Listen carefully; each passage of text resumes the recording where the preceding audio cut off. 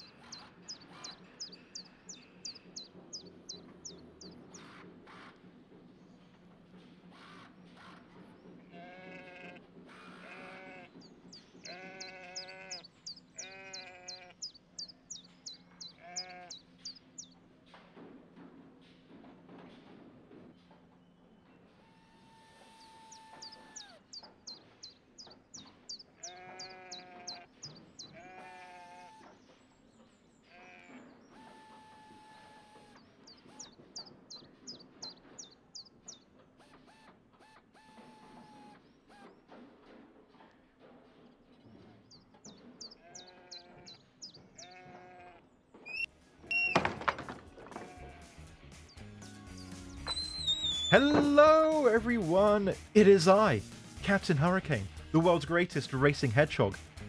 Sometimes the greatest pilot hedgehog, but today I am just being the most greatest amazing racing hedgehog in existence.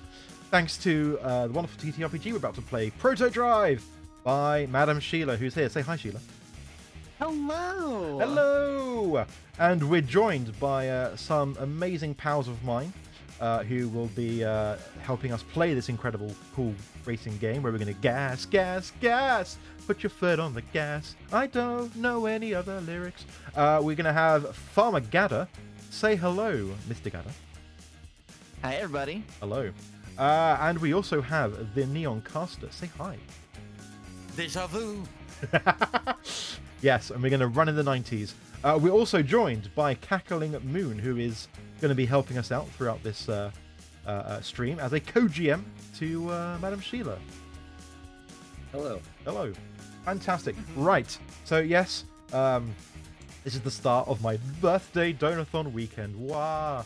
So important is my birthday that I'm doing 2 or 3 streams. I don't understand how I managed that, but that is how it's worked out. Right. So speaking of which, what's the first one of these is? Oh yeah, so that's today.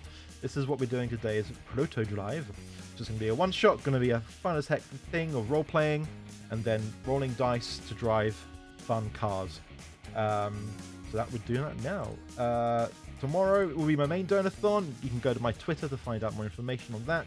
But starting at 8 p.m. UK tomorrow, 3 p.m. Eastern Time, midday Pacific Time. Just going to be fun party games with chat and friends. So nice and chill. For the donathon, I have served some goals. My first goal is just chat tweets for me. Nice and easy. Well, that will get increasingly... oh no, Gada, no, you're not allowed to tweet for me. Shit, that's really terrible. No, it will be fun, it'll be funny. And then chat chooses, and for some reason, my dinner in very small font. I think I fucked up there somehow. But yeah, I need to put a list together. Choo Choo, my friend from Guitar the Live, wants me to eat crab rangoon, because I don't think I've actually had it before. But we'll figure it out. And then last donathon thing I did was a charity, and I unlocked I Laugh, I Lose Part 2. Not done it yet, but if we get to that goal, I'll do it like as soon as I can, which will be sometime tomorrow or on Monday. And then a cooking stream, live 2D mascot, not muscat. That's a type of wine. Yeah, I'm just going to actually give Roboticane his truffle. Then after that, we've got more Sonic 06 goals because apparently I like to suffer. Chat is going to help me figure out how to build a Star Hurricane Gundam for Star Hurricane, and he can say hi. Hi, I'm Star Hurricane. There we go. Where'd the other guy go? Hey, the flash of light, he just disappeared. Don't worry about it. Don't worry about it. Yes, you get $400. For anyone who's donated $25 or up, will get a free Live 2D rig voucher from me personally. I am rigger. I do good rigs. But yes, that is that. There are also some rewards for certain types of donations. So I'm going to get a thank you image commissioned from Sono. Not told her this yet, but I'm going to get a commission. I'm going to commission her a thank you image. More stick stuff to me. I eat some Da Bomb hot sauce. Actually, I haven't got that prepared.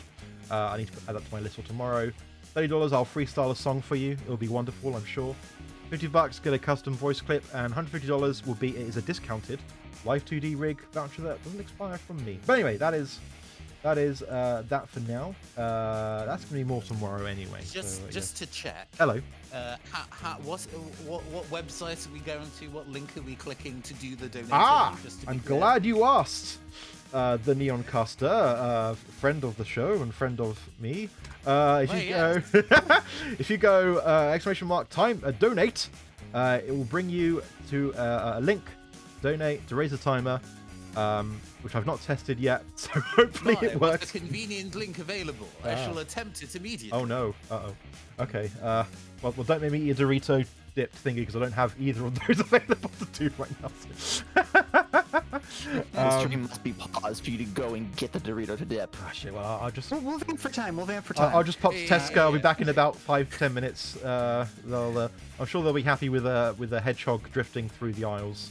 Just to grab a bag of plain Doritos because I actually like the lightly salted, and they got like a thicker one now as well, so it can hold more hot sauce to destroy my mouth with.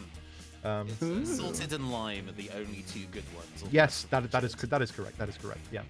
If actually the lime one, maybe I should get those. It might cut through the the bombed flavor a little bit. Who knows? Right. So yeah, I think that's going to be it for now, folks.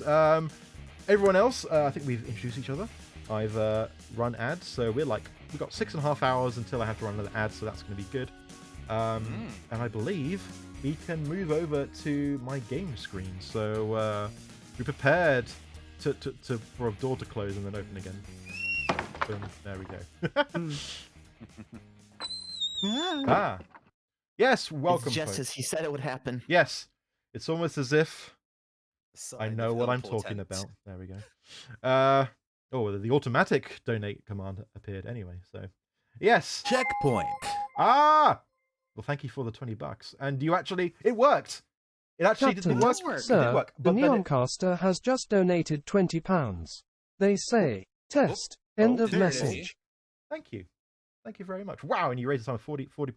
What did I say was $20? Is it something you choose what goes on my model? I think was the Yeah. I'll withhold for that. Or if somebody has a funny idea, they can do it. Okay. I just wanted to give you $20. Thank you for doing so. For some reason, Roboticane read it as pounds. I need to fix that for tomorrow. Let me make notes for tomorrow quickly before we start. Bug testing. Thank you for your quality assurance. I'm sure glad this was all rigorously tested before we went live. Oh, Mhm. certain. If anybody saw how scuffed this was, what would they ever think? Shut up. Don't panic now, Captain. Girls are watching. Donation and remove alert. There we go, because I've already got the alert. But that did the thing. It actually did the time extension, although it was covered up by an alert I didn't realize was on. So there we go. Anyway, yes. So we are here. We're gonna start the game, I guess. So as you can see, I've got everyone labeled up at the top there. So Gada is Mike and Caster is Carmine. So I guess we're gonna shift into character. I am Ace Whirlwind. You should remember that because it's my stream. So Fair I enough. see. yeah. Yeah, I see how it is. Yeah. Okay. Yes, let's get going. All right, so PROTODRIVE is a brand new TTRPG. We've got the current working subtitle of High Octane TTRPG Action. Well, if that sticks around, if everybody loves it, then we'll keep it around. If not, we'll find something new.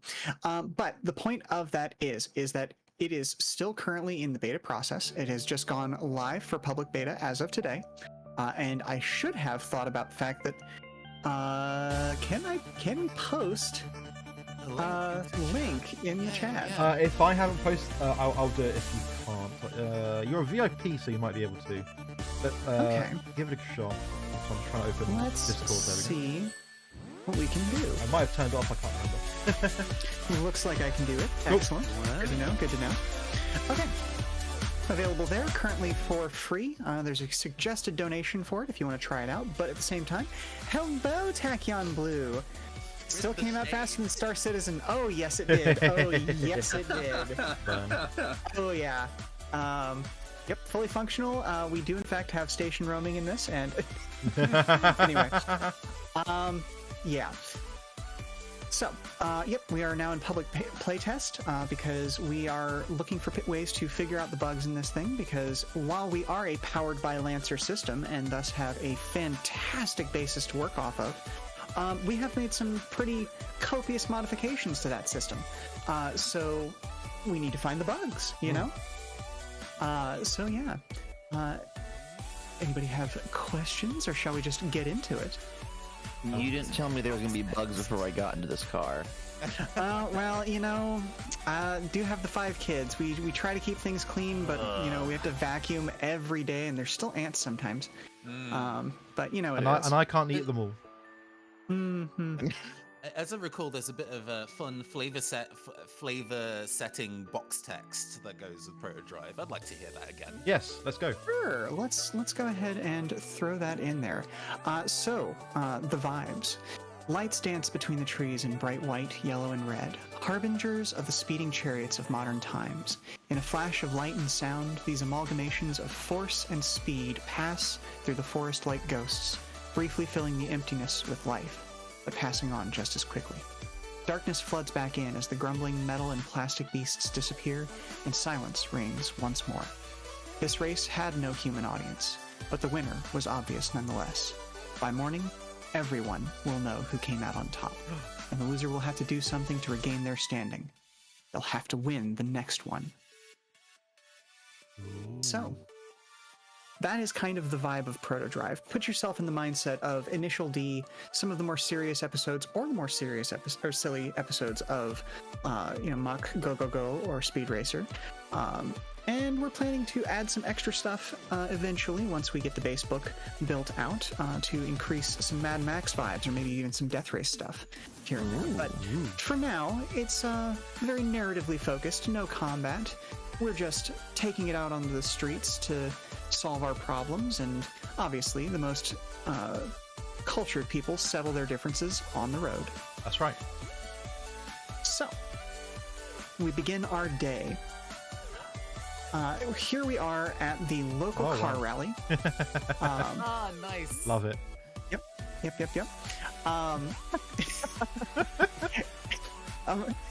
Definitely not Ace Attorney 4 stuff, yeah. Not at all. Not at all.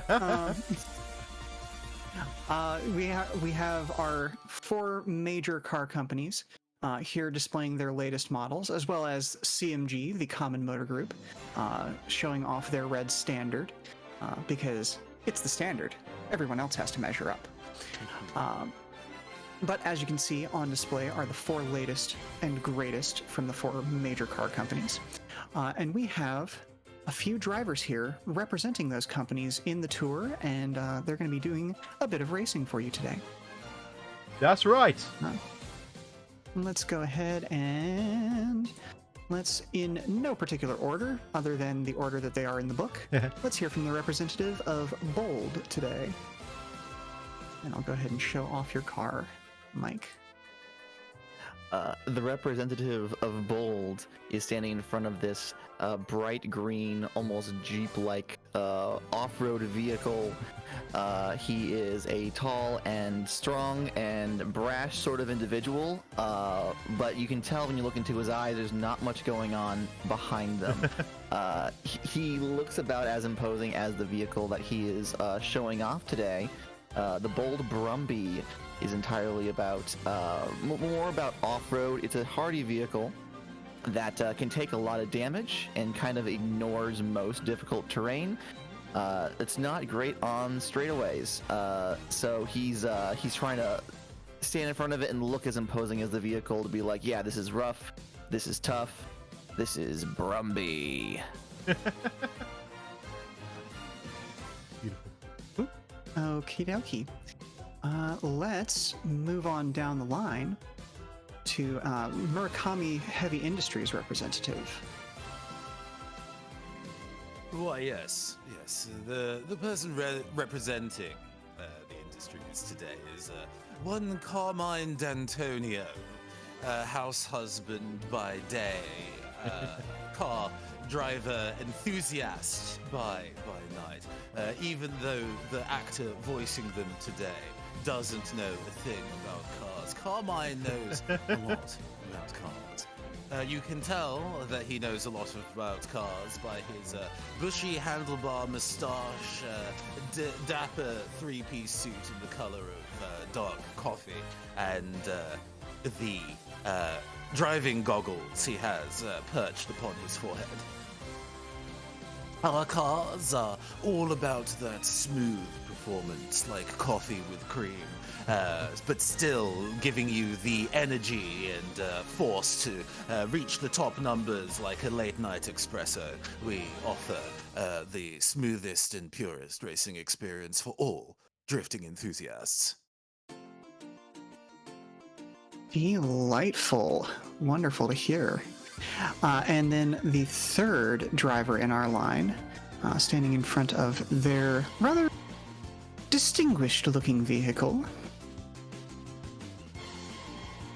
Hi, That's going yes. to be, there you go. Sorry. Yes, yes. The Wright Clark Motor Company. Yes, I am Ace Whirlwind. And yes, I am a quite tall-looking man, but my car looks like a Mini there, but beneath the hood, there's plenty of modifications. Yes, at WCMC, they love to add modifications and mods to increase the abilities of the car. But yes, also before you stands me. Haha! I look like I am some kind of magician in a racing outfit, and I keep doing really over-the-top actions as if I'm putting on a show for you, the people, even though the real show will be the driving. Or will it? Actually, yes, it will be the driving. But will it? No, yes, it will be will be the driving. Will be the driving. Driving's the real show. Fair enough. Do you have anything to say about the Wright Clark Motor Company's current line, the Micromax? The Micromax is a a fine vehicle with plenty of modification options. It's not as sleek as I would like to drive, but with enough tweaks under the hood, you can definitely go while showing. Ha ha ha. Fair enough. Fair enough. And then let's give it up for our... And then the announcer kind of looks around and realizes that the representative from DeFalco is not actually standing beside their car. Kind of covers the microphone and says, has anybody seen DeFalco's driver?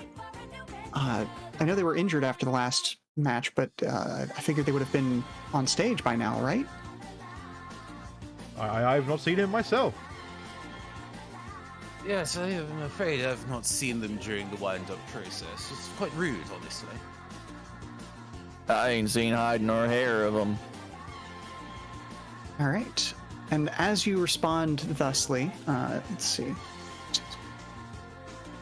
There we are. Okay. Some back of the house stuff, folks. Sorry about that. As you are all speaking to the, did I call them the narrator before the announcer? Excuse me, of the show, a light show sort of starts to begin in much pomp and circumstance that was not afforded to the rest of you. And the announcer immediately turns and looks back to the control booth, a sour look on their face. And if you squint, you can just sort of see a rather short-looking gentleman in a purple hat who does not look like he's wearing the uniform of the rally folks. And then over the speakers you hear, course you need a fourth driver today. Tell me. And to an annoyingly thumpy song emerges this lovely lady. Oh my god. Beautiful. You were warned, Gata. Oh, I didn't think you'd actually go through with it, though. Listen, if you don't give me more chances to use this character, I will make them myself. Why is there a front cutout? Because she's a punk. Okay. For all of the crotch chopping that she does in Victory. Beautiful. Hello, my name is Princess Oazy. How did I get here from Sasaras Land? No one's telling. But anyway, I'm here to represent DeFalco's Kestrel line. This takes inspiration from the supercars of decades past, or so I'm told anyway. I'm more used to driving carts, but here we are. It has hard angles of carefully engineered shape to cut through the air Captain, like no other. Sir, Skylarker And has just donated unlike these £5. folks, the They air say, intake on mine "Happy will actually birthday, feed Cap. the Good beast luck with the inside, so I'll donor-thon. gain even Timer more goes speed. up. End of message. This is for those of you who really want to chew up the road. And the crowd is having mixed results from this presentation, whereas everyone else has been, very, oh yes, let's get into the details of the car. This is quite a bit more showy than what everyone had come to this outdoors area to expect. And in fact, you're not quite sure where some of those lighting effects were coming from, given that there's no rig. But, here we are. Magic is what it is. Why, So- Wazy, your moustache looks as well waxed as ever. Oh, thank you kindly, Carmine. You're looking very dapper in that suit today. Yes, well, we'll be remaining immaculate on the day, but do make sure to not get your dress caught in the door of your car. I can't promise anything. Wait. I think it does take her a second to figure that out. That's the backhanded compliment. All right. So, as folks want to come up and try and speak with you, is there anything you would like to say to one another? You are, at this point, well acquainted with one another from the course of the tour, considering that you've all been representing the companies as part of this. So you can feel free to kind of feel out your relationships as you would like. Mike is gonna go over to Ace and put like a friendly hand on their arm, and be like, "It's okay, Ace. You'll outdo him in the next one." Like clearly, obviously, it's like Wazy blew you out of the water in this one. I'm just like, yes. Never mind. Hello, Mike. Have you gone to that the club that I said you should go to and see some magic and comedy? No, I have not. That's what I expected. Never mind then. But I hope you're ready for a wonderful race today. Ha ha! Also, is this your card? And I pull out, for some reason, an ace of diamonds. An ace of diamonds. He takes the card and he looks at it, and then he turns around and says, "Did anybody lose a card? We've got a lost card here. There's these, like, not triangles. There's more than 1 point triangle. We're looking for the owner of a card." Go. I do believe that is mine. There we go. Says, trying to swoop in to the rescue. There we go, Ace. We found the card. Yes, we have. Carmine, thank you. Not a problem. Your show the other day was very entertaining. I wasn't expecting the saw the lady in half trick to genuinely take 15 minutes with as much screaming as was involved, but I must say I was entertained throughout. Yes, unfortunately my jigsaw ran out of battery and I had to go get the spare battery pack for it. But, all worked out in the end, apart from for my assistant. But never mind, don't worry about it. Don't worry about it. It's all good, it's all good. But thank you for coming. I always thought that she'd be better an inch shorter anyway. Yes. Well, as this is going on, there's photography happening. It's your normal car show stuff. A lot of glitz, a lot of glamour. Mostly focused on the cars, but also, hey, you're the recognizable drivers from these companies, so people of course want to shake your hands. Yeah, realizing that flashing is like camera flashes are going on. Fellas, Wazy, we must make sure to give the good attendees of Car Rally a good show. To which there is like a proper, like one of those glittering like Bishinen shots of us like laying across the hoods of our cars, just glittering. Beautiful. Mike turns on the smolder. Blue steel. The sound, the person like working sound effects and sound design in this anime puts like the barbecue grilling sound, like crackling of sizzling meat underneath the smolder to give it that extra effect. Excellent. We'll have a pinup calendar by the end of this tour. It'll be great. So as things begin to wind down for the meet and greet portion of the day, you have a bit of time to go and take some of your own entertainment before the actual race starts. And that is where I'm going to start introducing the fact that this system, unlike Lancer before it, actually has clocks built in to allow for people to actually, do some stuff in their downtime and work through some things in a narrative yet slightly mechanical method. So let's go ahead, and I need to name one for each character. So, Mike. Love a tabletop RPG clock. I think you're like me in that we both have strong love for Blades in the Dark as a system. Yes, very much so. So let's see. Is that visible? It is visible to everybody. Lovely. It's a smidge small compared to the backdrop, however. I don't see a name. Yes. For it, however, you might need to set that to visible by everybody. Okay, give me just a moment. Oh, roll 20. How we love you. It's a system. You may also want to close out some of those extra windows that we opened to show things off earlier. But leave good. Wazy up. We definitely need her visible at all times. Oh, sorry. Yeah, put it back up. Yeah. Yeah. When new people come into chat, they need to know what they're entering. You know, Exactly. it's only fair. Yep. They must be warned. There we go. They must be warned. Wah. Let's see. Okay, let's see. It does I can see that. that now. Fantastic. Excellent. Okay, so I just had to set it to all players. There we go. There we go. Oh, yes, I see. Name it for Ace.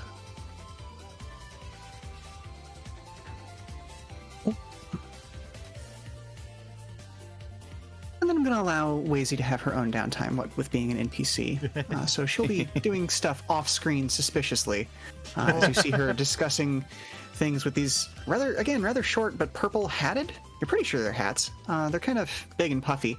Little gentlemen with dangerous looking spiked sunglasses and tiny leather vests. Amazing minions. Love to have blackies. Yeah, of course. She's got some loads. You know. Some mushroom retainers. Yes, exactly. So to kind of describe the area around this place, you are at a local convention center. In what city? Don't worry about it. Don't worry about it. And exactly. Thank you very much. There are a few other places you can go and visit. There are carnival games. There is a food court style area. There's a place with kids rides. So think like a mini carousel, small Ferris wheel. That one thing with the dangling swings that zip you around real fast. That ever-present UFO thing that just slings you against the wall as hard as possible. Those sorts of things. You know, carnival stuff. Let's lead with the hedgehog of the day. Ace, what would you like to do for your first slot? Or multiple slots if you want to spend extra time there. I'm going to go food court, I guess. I'll go to the food court. Fair enough. Head on over to the food court. You've got your standard festival fare here, so everything can be fried at a price. You know, it's very. I guess I should specify a very U.S. festival. So think, you know, there's gourmet grilled cheeses and pies of all making size, fruit, meat, veg, everything. A very expensive corn dog, just one. Just one, but they swear it's going to be the best corn dog you've ever had. Okay. Your mileage may vary. So yeah, as you are wandering around. I have opened the wrong document. There's my random list of NPC names. Let's see. Is there a particular type of food you're seeking out, or a situation you would like to play out? Get some funnel cake, because reminds me of the county fairs I had as a child in my rural backwards area, kind of country town. That's not backwards. Backwards area. Wow. Sorry, that was that was that's what I meant. Fair enough. All right, so you head on over to the funnel cake pavilion, and you know nobody's really bothering you as you go through the line. You know, you are, as you said, dressed up as a magician, but you are also at a fair, so this isn't wholly unusual, and so nobody seems to really be bothering you. But you get to the front of the line, and the gentleman helping you, goes through your order, and as he's about to hand you your paper plate of funnel cake that is slowly disintegrating underneath the weight of this confectionery, kind of goes, "Oh, now hang on a minute. You're one of the drivers, ain't you?" I pull an extravagant pose. Oh, sorry, you still talking? No, go for it. I pull an extravagant pose, not like something you'd see in a Studio Trigger anime,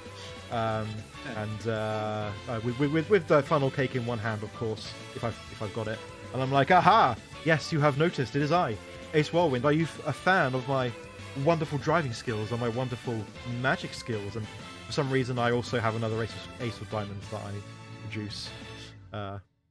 Magically from aces my hand. of diamonds all day. Diamonds, yep. A whole deck of Ace of Diamonds. Yep. Oh well, I mean, I'm certainly a fan of the Wright Clark Motor Corp or company. I can't remember. It doesn't really matter. He's still holding the funnel cake. Has not actually handed it to you, and you're just slowly watching gravity take over. Oh yes, absolutely. I've heard a lot of stuff about how great their cars are to work on. What would you say? Like, what's your favorite mod that you've added? What's your favorite thing in there? Well, let me just think as I bring up my character sheet and also the stuff that I've done to stuff. Yes, I'm a big fan of their top mount blower. The extra increase in acceleration is a fantastic boost. I'm all about going fast, and I love the extra ability to to tweak the engine with this top mount blower. You know, I've really tuned it myself, and but also yes, it's great. Yeah. I was gonna say, like, is that what this year's model does? Okay, cool. So have you?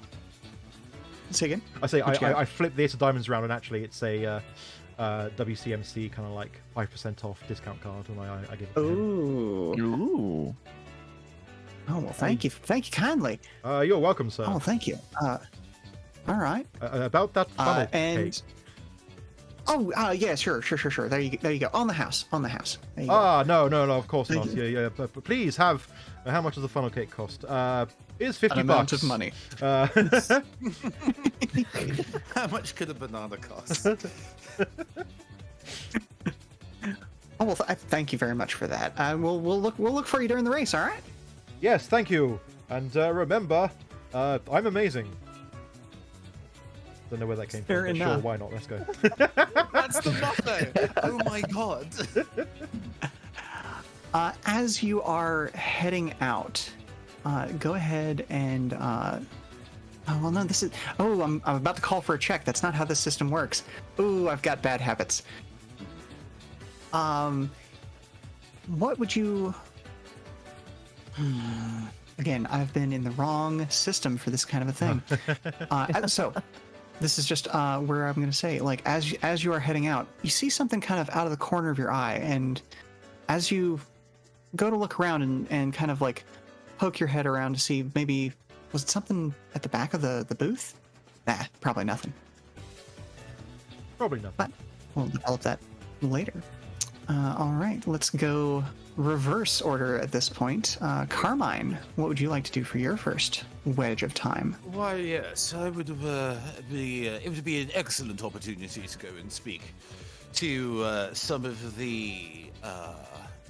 I guess part of this event is being able to be seen and get people to spend their time investing in our particular car companies. Mm-hmm. So I do actually have a bit of a coffee chat arranged with a particular individual who is considering giving the company a decent stipend towards R&D. So I should probably get to that before the time passes. Cool. Can you roll a d10 for me then?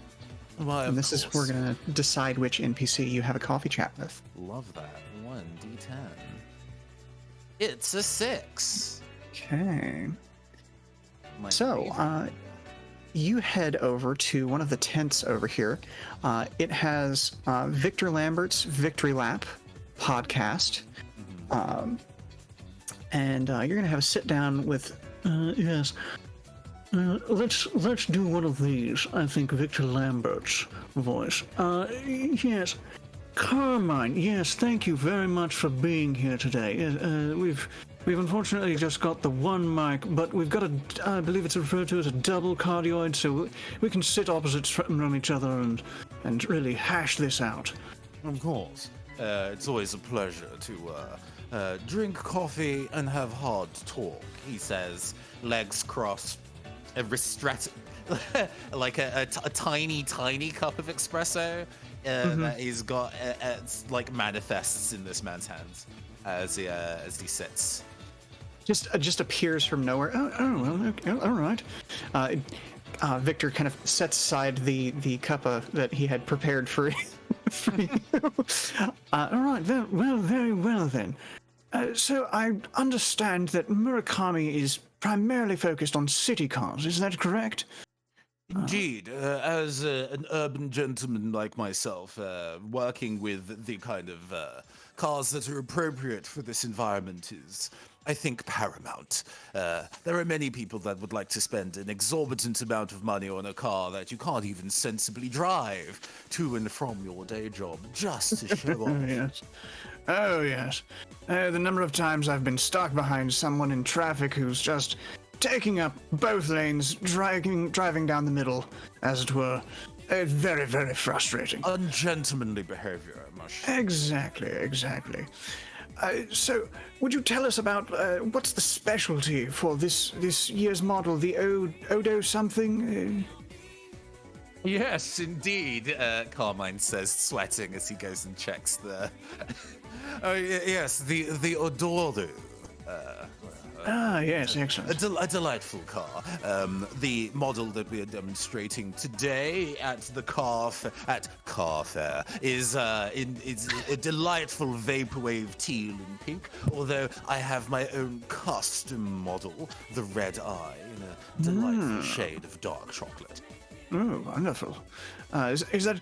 okay, so is that a matte or a gloss finish? Maybe a bit of a holographic shimmer to give it that extra bit of pizzazz? Well, yes. Although at the moment, having cars that are, while gentlemanly in driving, visually obnoxious is incredibly in, you see. Yes. In fact, if I hit this button right here, he pulls out his little, remote car fob, and a decent distance away, the Odoru starts, Metal Gear Solid, Camelio cloaking into a bunch of really bright, strobing colors. There is a wow from the crowd that had gathered around the car. They have no idea what happened, and maybe there's even one person's a little bit... Genuinely. Yeah, one person's a little bit panicked, I didn't do anything, I promise. It also makes tracing the car, should any untoward thieves try to make it elsewhere, a hard-fought battle for them, let's say. Oh, yes, I can imagine. And, that must look absolutely dashing, just zipping around the city. Sort of a strobing effect. Although you may want to steer clear of certain speed traps and officers if you've left that on a little bit too long, if you know what I mean. Oh, yes. It is indeed early models of this. We did have the model Porygon previously, and the strobing did cause some issues, although this version of the camo is photosensitivity safe. Oh, take care of our pedestrians as well as our customers. What a fantastic twist of technology on that. All right. Well, does this one bring anything special to the field? Obviously, you're going to be racing later today. What might this model's advantage be on that? You can share here. We're not podcasting live. This will be released later on in the week. As you can see by my outfit and physique, I am all about those swerves and curves, and so is our car. Carmine says, glittering. He thinks he's doing an excellent job. Indeed, we have the both the way that the tires are arranged is perfect for both taking those tight, grippy turns, but also those loose power slides for the racing-minded, and also for those mothers trying to get their children to school on time. You see. Ah, yes, very, very useful. Very, very useful. Well, thank you. My husband have a little one, you see, and often so consistently late. Although maybe that's just me taking my time, so I get to take the baby out for a spin. Well, thank you very much for your time. It's been Victor Lambert's Victory Lap here at Car Rally. Thank you very much for being in attendance today again, Carmine. Cannot wait to see you out on the track. Quite obnoxious. Oh my god. I'm sorry I had to. It just the opportunity was there. Awful. Just two of the most insufferable people. You know what? That is a podcast, though. That is a podcast. Well, you know what? That's the joke. What do you call three white guys in a microphone? Yikes! Oh, oof, but true. Especially in the post-2020 world. Woo. Anywho, finally, let's go over to Mike. What is your first action going to be look like? Mike is here for one thing and one thing only, and it is to show off how cool this car is. So even though he's no longer required to actively be working now that the actual promotion is done for now, he's still just hanging around the car and talking to anyone who will come up and talk to him about it. Okay, so could I get you to roll a d10 for me as well? And if you roll a 6, we will use a different one. Sure. Where's... Oh, here we go. I have too many tabs open. I almost typed it into the Twitch chat. Whoops. Yeah, the Twitch chat will do the dice roll. I got a 10. You got a 10. Okay. All right. Well, you are approached by a rather similarly built, rough and tumble looking, rather muscular dude. Kind of comes up and, gives the car the once over, gives you the once over, and kind of, yeah. All right. Well, this definitely looks like an improvement over some of the last bold, more like boring. But anyway, the bolds that I've seen come across the line. What was the funny name on this one? The Brumby? I believe it's. What does that mean? Is it a horse thing or what? Is it just one of those words that car companies throw out? Mike looks this man in the eyes, like looks him up and down, and then kind of does like the straight guy like nod of recognition. He says, I don't know. I was honestly too afraid to ask. It sounds sort of horse related, don't it? And you just instantly have, this is a positive connection with this guy. And so you see his demeanor change from that kind of standoffish to, I'm kind of imagining like the Major Armstrong and the chef moment. Just like the good forearm handshake. Spiritually, we have connected. You're right. It does. My name's Beef Steakum. How you doing?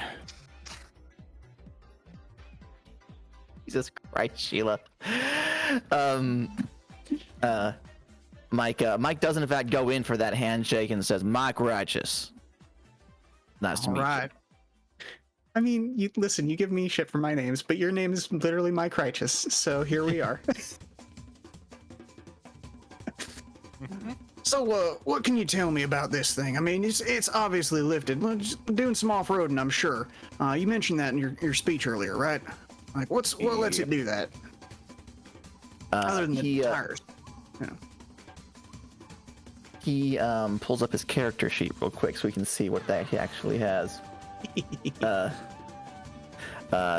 He reaches down and he gently like brushes across one of the tires and says, "The tires, they're big, good for difficult terrain, but also," and he leans in as though it's a secret, and he says, "There's a special transmission in here.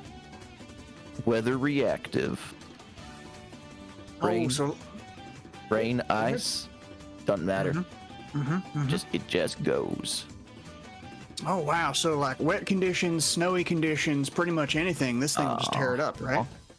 Oh wow! He nods, and he says, "Yep, bold cars already can take a beating, but now this baby can just ride like nothing's happened around it."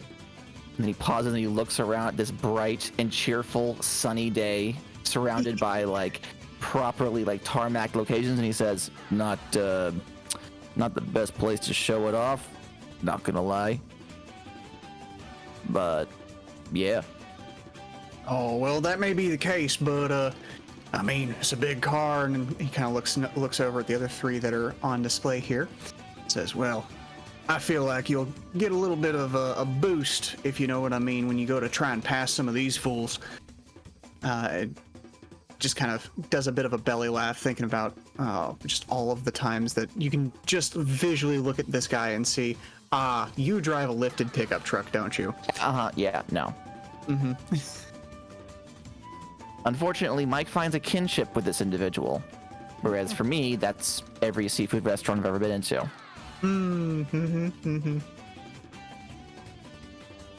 So, what you gonna like try and do any sort of off-road, or are you gonna keep the race clean a little bit later? Try and cut corners or what? Mike does that thing where he like pulls the suspenders that aren't actually there. Does a deep breathe out, and he says, "Well, I'm gonna try to keep it clean. If any of them get underfoot, then you know. But we're all friends and colleagues here. As long as I get to show off the power of this here baby," and he slaps the Brumby and says, "That's fine with me."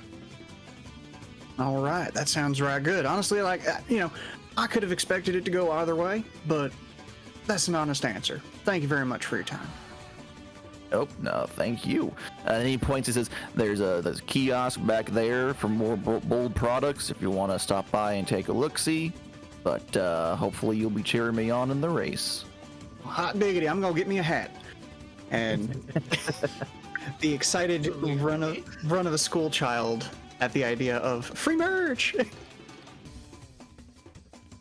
All right, so let's and one thing I will also say to you is that as you're looking around, you're pretty sure that you notice a snatch of purple somewhere, and then as you're looking around, you see, that's just a car in the background. That's fine, or that truck right back there. You know what I mean? There's a harsh sting in the music that my character wouldn't be able to hear, but the audience is like, ho ho. There's a muffled wow. Wow. A wah in the distance, yes.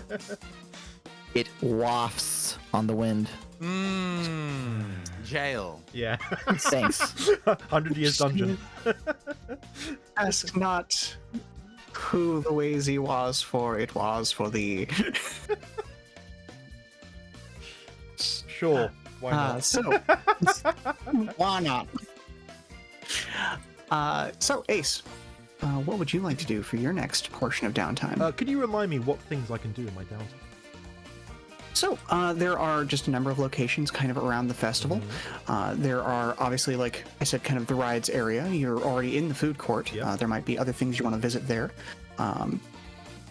There are, like you can head back on over to the main display area, interact with the crowds over here. There's a backstage area that you could head to, although I'll be kind of yanking everybody there in a little bit once we start preparing for the race. But if you wanted to head over there to do some prep on your own ahead of time, that would also be acceptable.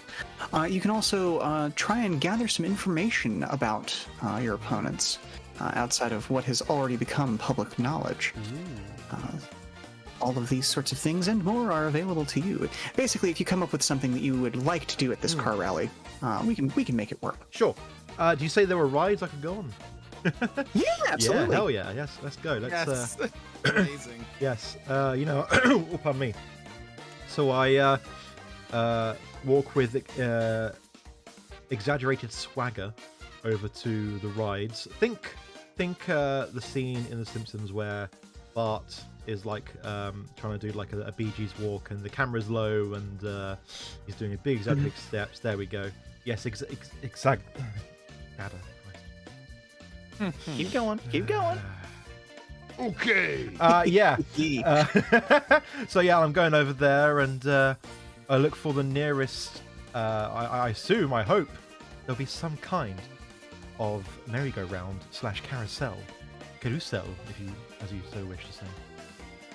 Yes, absolutely. And it being a car-themed show, the fiberglass horses have been switched out for a variety of models. Most of them are the fairly recognizable CMG standard, mostly because CMG, the Common Motor Group, also provides a lot of materials for other things, so they like to get their names out there. But there are a few from your various companies in there as well. Yes.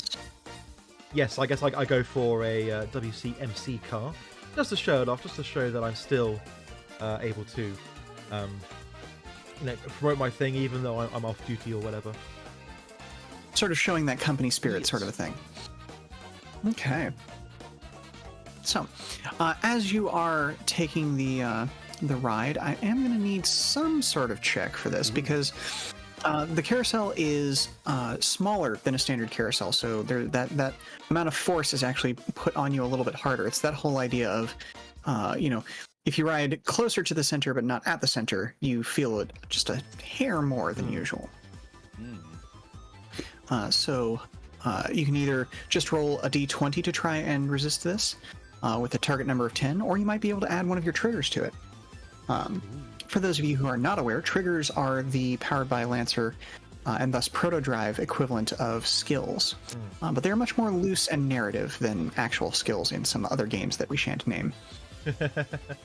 I guess a show off, because I'm happy to be kind of like a ridiculous show off, even on the inside or the outside or whatever. So I guess I'll do that. Okay. Yeah. So That will. Yep. is that just +4, straight +4, or?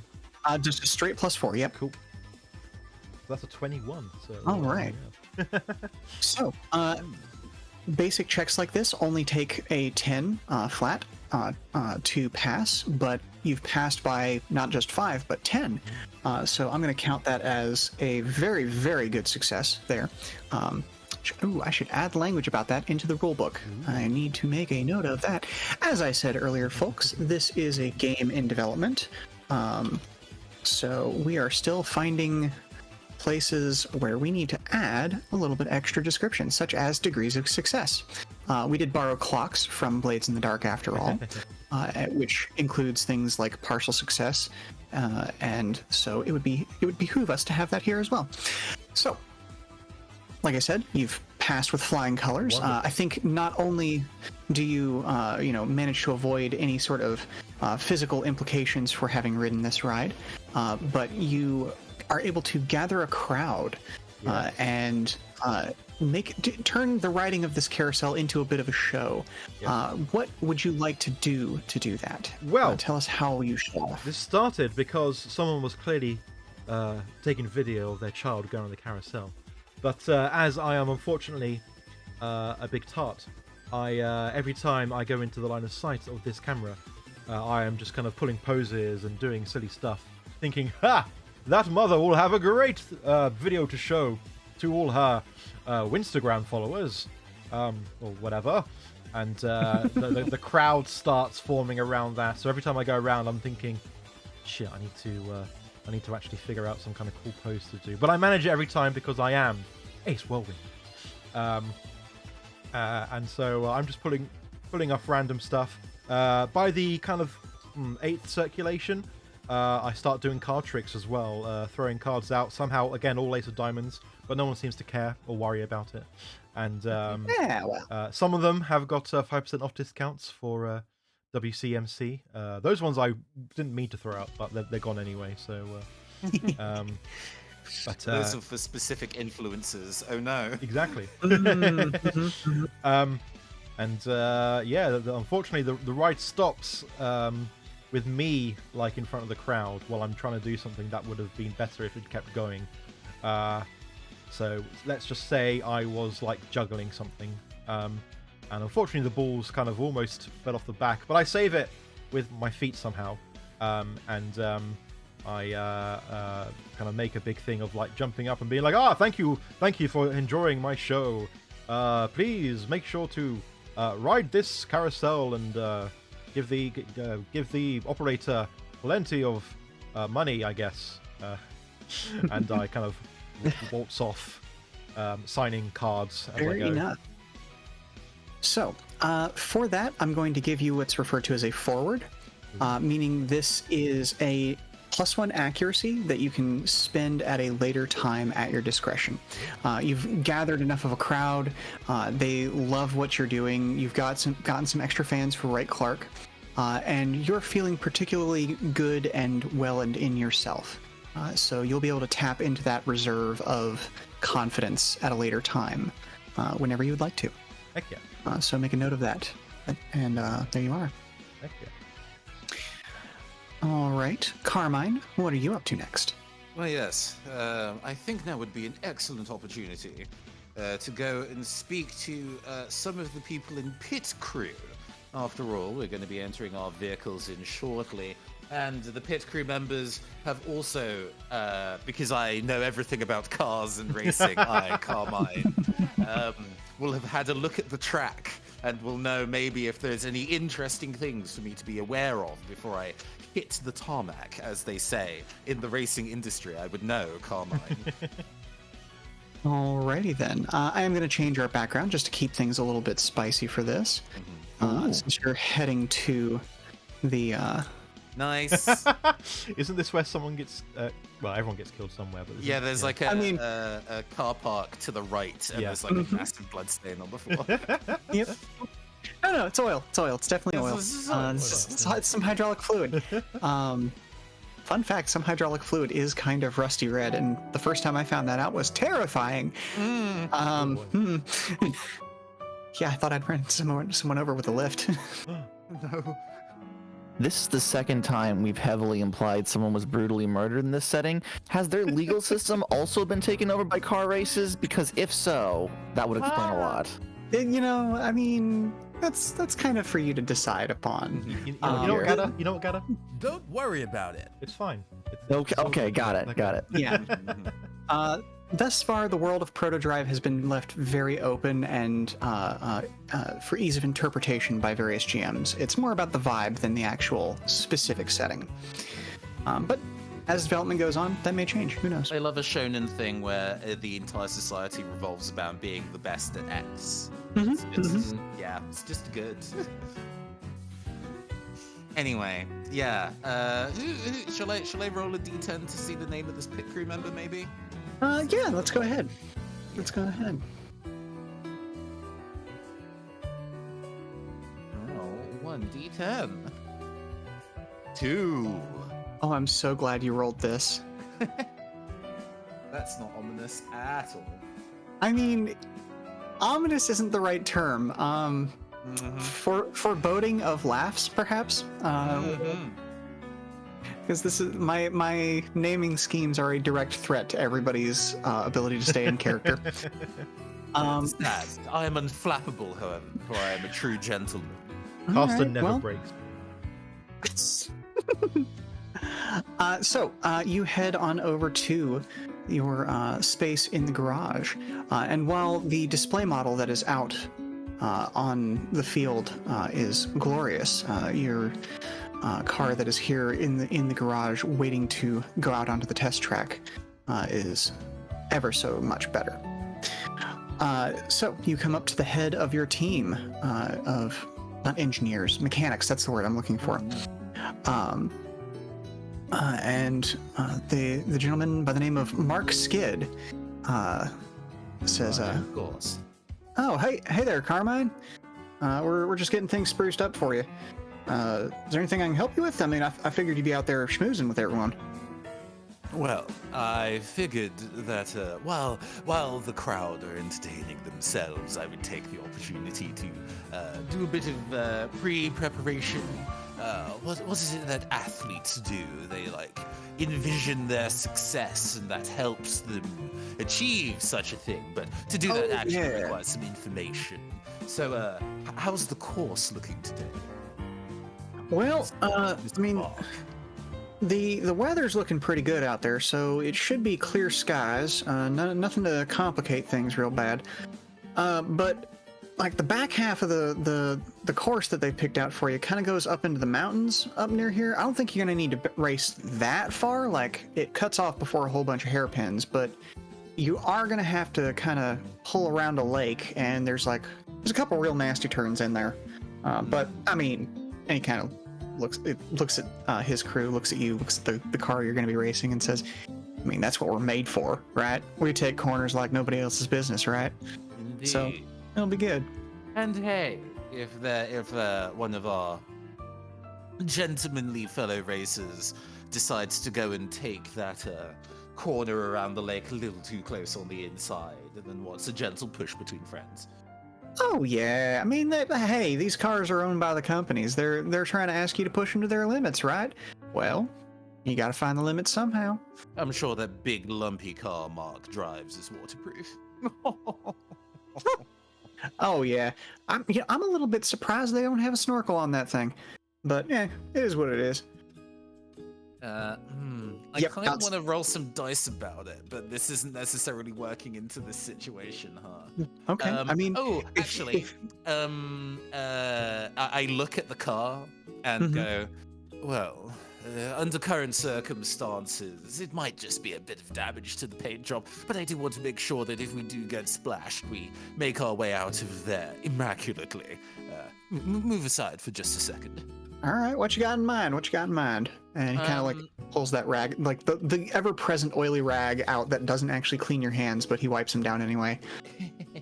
I remember seeing that there's a chemical that you can spray onto surfaces to make it hydrophobic. Oh yes. Yeah, I want to see if I can go retune the car a little to cover it in a hydrophobic coating. So if Okay. we get splashed, we still look glamorous. This is like a Looney Tunes All right. cartoon where it's like, ah, yes, water be gone, and suddenly it's able to go onto. Mm-hmm. Have you? I mean- they do it like they spray it onto like shirts and stuff, and then they just throw water and it just falls off. It's weird as heck. So, and this is again a random thing that I'm actually going to need to mechanically add as a thing later, but I am going to give you a forward for that now. But yeah, we can absolutely say that. All right, well, I mean, we don't really got spray nozzles down the side, but if we overpower, yeah, twist that right there, like the windshield wiper thing. If you Like jump this? the pressure on that, yes, Yes, exactly, yes. yeah. We can switch out the normal wiper fluid for what do they call it, that Windell stuff that like just causes water to beat up and slide off. A real Pride product, in the not moment. with that name. Mark skins. All right, well there you go, that'll keep you looking right nice. Marvelous. That's all. And all right, as you are doing that, there is a door that closes in the background. You didn't even notice was open before. Is there a breeze in here, or did it just suddenly get a little chilly? Everybody kind of looks at each other and goes, Mm. "Well, each of these bays is supposed to be card key locked." And everybody kind of like goes and like does the tapping of all of the pockets sort of a thing, and like I think out of the 6 mechanics that are here working on your car, Mhm. 5 of them pull their card key out, and that 6th one is just kind of going, "Oh well, shit, boss. I'm sorry. I must have lost it when I went to lunch or something." I mean, it'll probably be fine. It'll be good. It'll be right. No matter at all. No matter at all. Carmine produces another tiny espresso cup from nowhere. But I'll be mulling this over. We wouldn't want anything untoward to happen on the track, would we? Yeah, you know what, boys? Let's go ahead and do another once over the car. Make sure nothing's out of place, right? And yeah, we'll make sure things are good. Things are kosher. Marvelous. Marvelous. All right. Okay. So that is Carmine's second downtime down. Mike, what are you going to proceed with? Or Mike is has this going to spent be the last. Go for it. Mike has spent the last 10 minutes kind of squinting at the Brumby. That last conversation really stuck with him. Mhm. He's realized this is not the ideal location to be showing off this vehicle in particular. And like you can see the gears turning above his head, but they're turning very slowly. As he's trying to find a solution for this. He has a single thought, which he declares, "I have a thought." And he immediately turns and starts walking towards the convention center. He wants to find a hose. Interesting. Okay, His so you're gonna plan right? is to recreate the conditions in which this vehicle would be good to display. And for that, he's going to need some sort of water source. Okay. I am going to need you to roll something about that for me. Do you have a trigger that you'd like Absolutely. to apply to this? The trigger I considered applying to this was roughing it. Okay.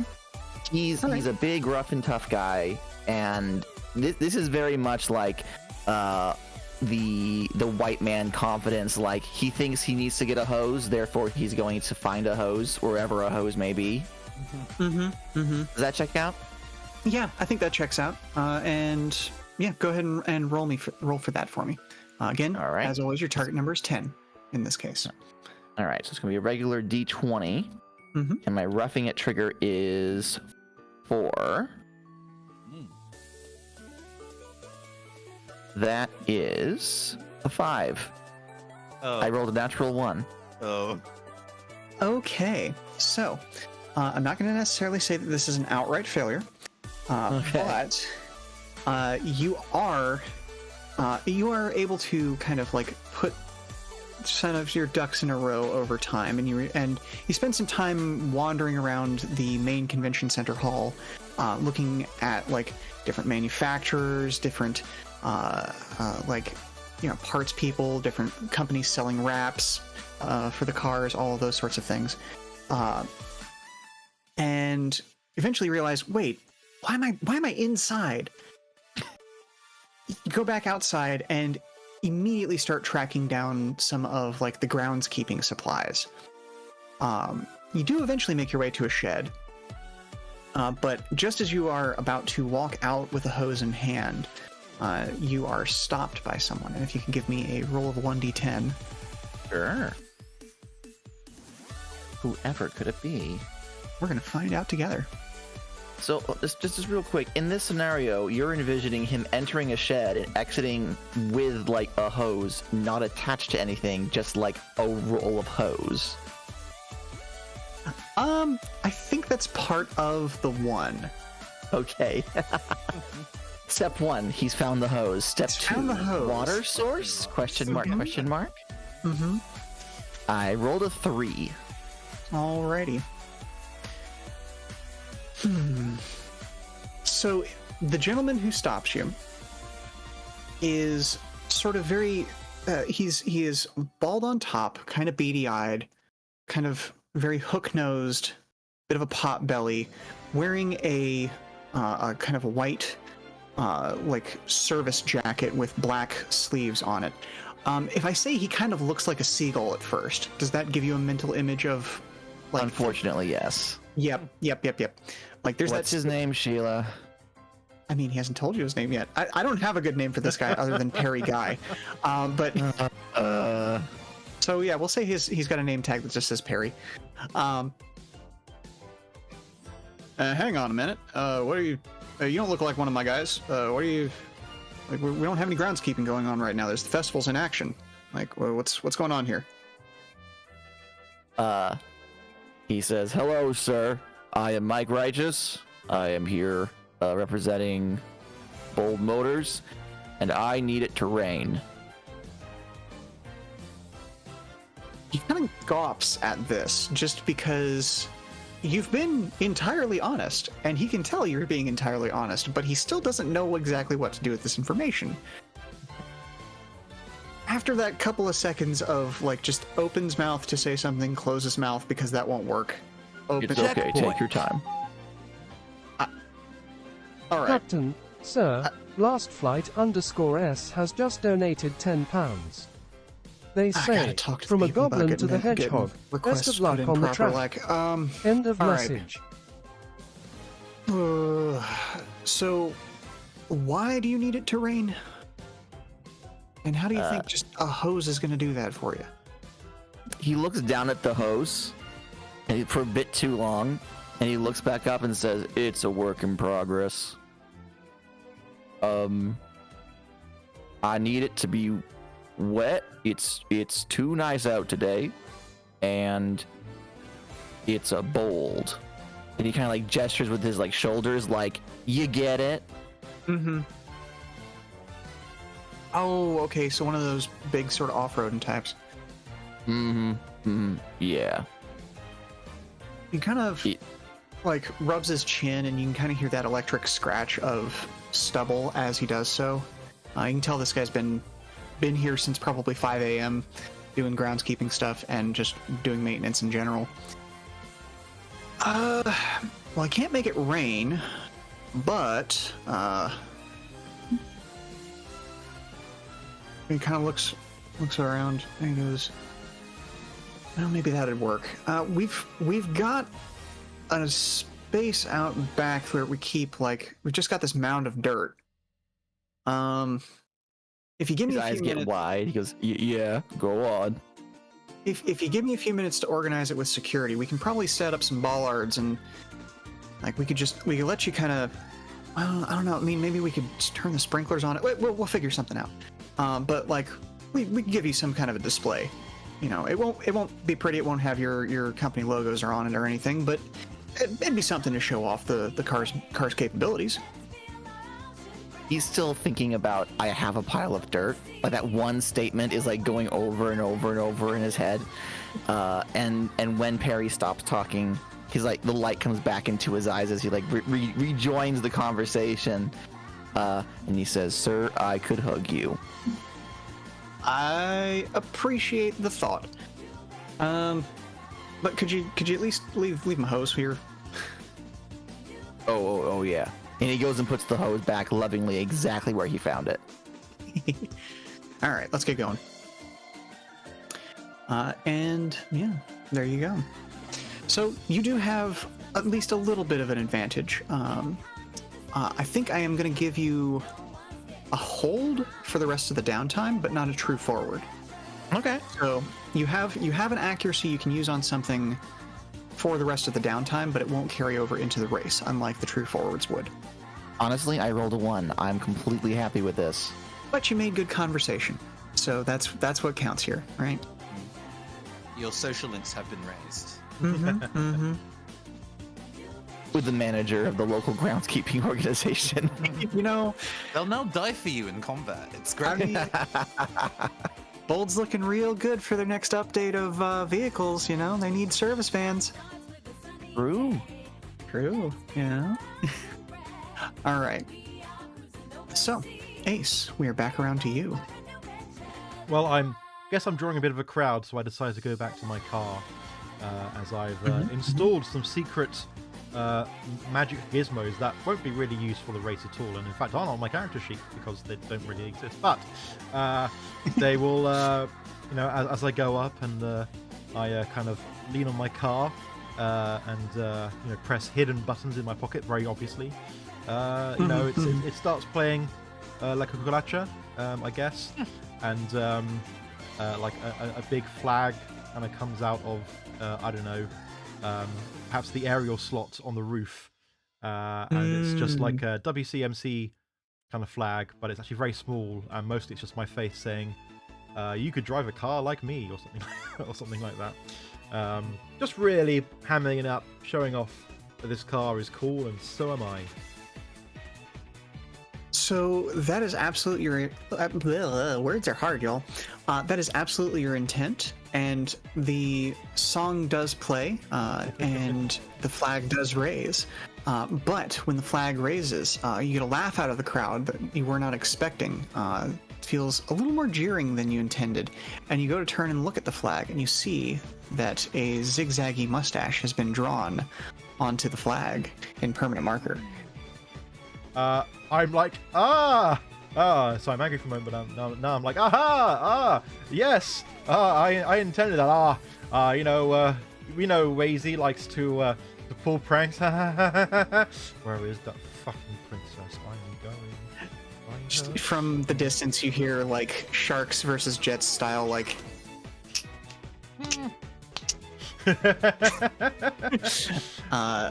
The signature sound of Wazy's minions and laughter. But you haven't lost the crowd necessarily. Right. You've just been embarrassed. Wonderful.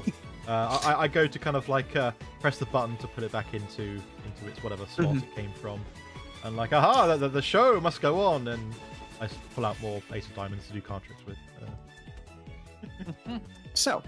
This is the third time we've heard a reference to some card tricks, so let's roll some dice about it. How about that? Sure. Let's see how good you are actually at some card tricks. Is there a particular trigger you'd like to add onto this? Good question. Can I reuse my triggers? I guess I can. But yes, of course. Show off would be the one I would be doing this for. Yeah, actually, fair. No, because I'm trying to distract people. It'll be large and in charge. So I'm trying to. So okay. I'm going for the role-playing thing, even though it's a little bit less. But yeah. Right. No, it's not an exclamation mark. It's a slash. Right. 20 plus. And that is a 15. Excellent. So success with an additional degree of success. So you managed to successfully distract the crowd from the antics of your detractors. And in doing so, you also start to notice that while your crowds have been kind of consistent throughout the day, more and more people are starting to be pulled in the direction of the DeFalco vehicle. And obviously, like, that just won't do at this point. But more importantly, you realize that, there's probably something you could use this card trick for a little bit later. But that could be a part of your forward, perhaps, to be used later. That sort of sleight of hand works nicely. As the crowd begins to kind of disperse, you go to investigate and look through. You have some time to actually do some investigation of your vehicle because of the fact that you were able to so successfully distract everyone. Would you like to roll some dice to see if you can figure out whether there was anything else done to your car or not? Yes, please.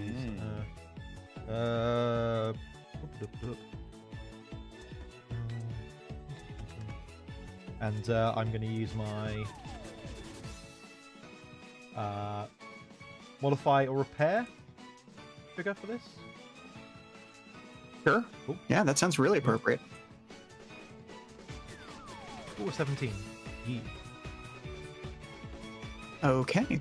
So, in the process of doing this, you not only find the drawn-on mustache, but you do actually figure out that they haven't done anything to either of your car's front locks, but it looks like somebody has done a little bit of damage to your boot, so they must have popped the latch back there, just out of sight of everyone else, in order to get in and mess with things.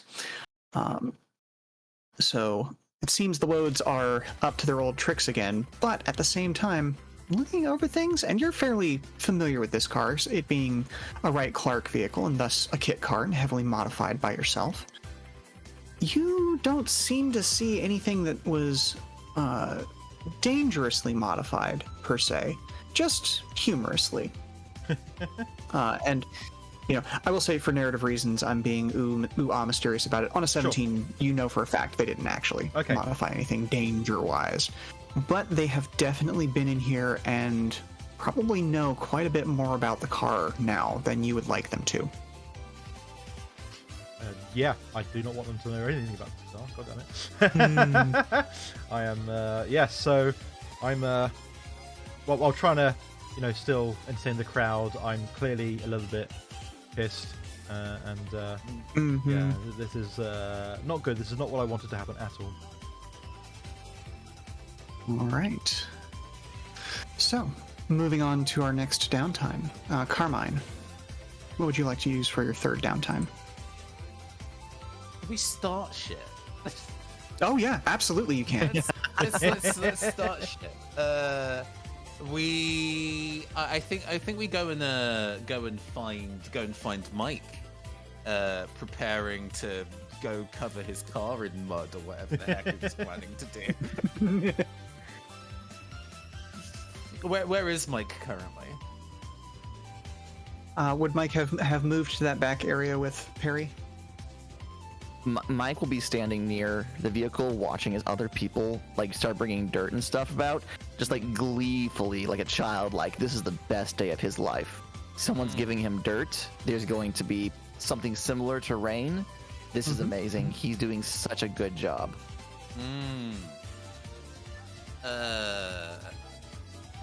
Carmine, you as you're kind of staring at this slowly mounting pile of dirt, you feel something in your hand. You have your arms crossed or whatever. And you look down and there is a portable coffee cup that has been put in it. What is in the coffee cup? Coffee. It's good he looks as at well. it. You can you smell it and it's kind of what is Mike's preferred version of coffee? Yeah, it'll be one that you specifically like. So, what's your hot beverage of choice? How do you like your coffee? The local gas station near the Bold HQ, $1 for a whole cup. It's not good coffee, but it's the best coffee. Even though obviously there couldn't possibly be any in it, you get notes of engine oil. Oh yes, this brings it back. He looks up to look at Carmine, Where is Carmine relative? Is Carmine like even around for this? Basically, like Carmine is like just off camera, so you feel the coffee cup in your hand. You look down, and then the camera kind of shifts to the right slightly, and Carmine's there. Good afternoon, Mike. Mike at this point is used to this, so he just nods and goes, "Carmine," and then fucking chunks the entire cup back, just in one go. He downs the whole thing. Delicious. Love it. The side of your face now slightly red from how hot that coffee was ingested immediately. It's okay. He's a tough boy. He can take it. Oh yeah, absolutely. That tongue hasn't felt a flavor in decades. Not since the incident. Oh no. So, my old friend, how's preparations going for you? He says, "I'm getting dirt, and I'm gonna be wet." Then he nods sagely as though that answered the question. Yes. You do enjoy dirt, and there's a pause, and he tries to think of a way of not saying this and is failing. You do enjoy being wet, it's true. More sage nodding. But, my dear friend, and there is like a slight smile underneath the handlebar moustache, do you not know the people that will be watching our race today? He looks around as though those people would be within eyesight and goes, no. It's just that I have on authority that this will be one of those courses where there is a roadside standing space, even though, there's going to be a lot of investors in the crowd, investors who don't like getting their suits dirty. So if I was you, I'd be very careful about not splashing them too hard. He thinks about that really hard, and again, you can see the gears turning, but not very quickly. And then, like, the dawning horror comes over his face. He goes, oh no, no. So do you believe Carmine implicitly here? Absolutely. He has no reason to believe Carmine would ever lie. Yeah, no reason at all. None at all. None whatsoever. I mean, he's a gentleman. Why would he lie? Exactly. He gave Mike that coffee just then. Only a trustworthy person would do that. So to that end, there is a leather-gloved clasp, like a proper white leather driving glove, on your shoulder. It's like, don't worry. I figured I would give you the heads up, so you didn't get caught with your pants down while wet and muddy.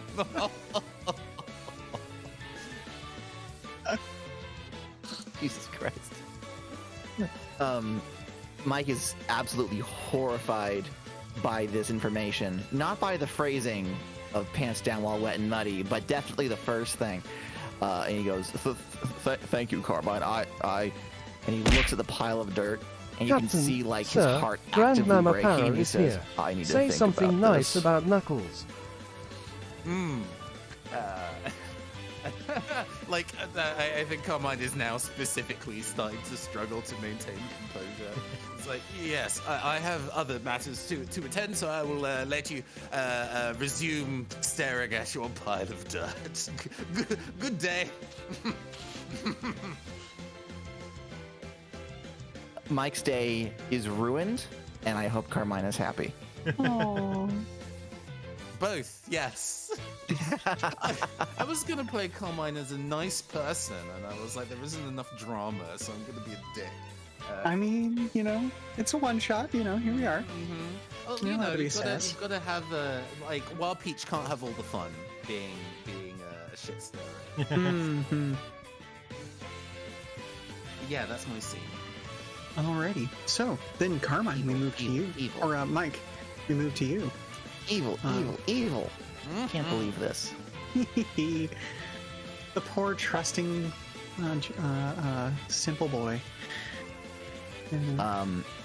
Mike is like deep in contemplation, and it does that thing with like the thought bubble, but everything is like made in crayon as he tries to like math his way through the predicament that he's experiencing. he needs the car to be muddy and wet. He needs the car to be muddy and wet, but suit people don't like muddy and wet, and he needs the suit people to like the car. And he's like, no matter how you write it down, like, this isn't adding up. This isn't gonna work. Thinks about it. He thinks about it, and he looks over and says, you know, I wonder if anyone else is hiring. Aww.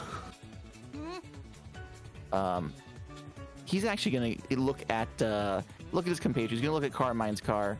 He's like, no, that won't do. He's gonna look at Ace's car and says, maybe not. And then he's gonna look at Wazy's car. And he tilts his head a little bit, and he thinks that car could get muddy. He's gonna go and see if he can't find Princess Wazy, specifically to ask about hiring opportunities. Okay. Are you actively like, okay, and how do I want to phrase this? I think as you approach the Kestrel, one of her minions comes out and is, hey, can I help you? What's up? What's going on? He's visibly fretting and like rubbing his hands together.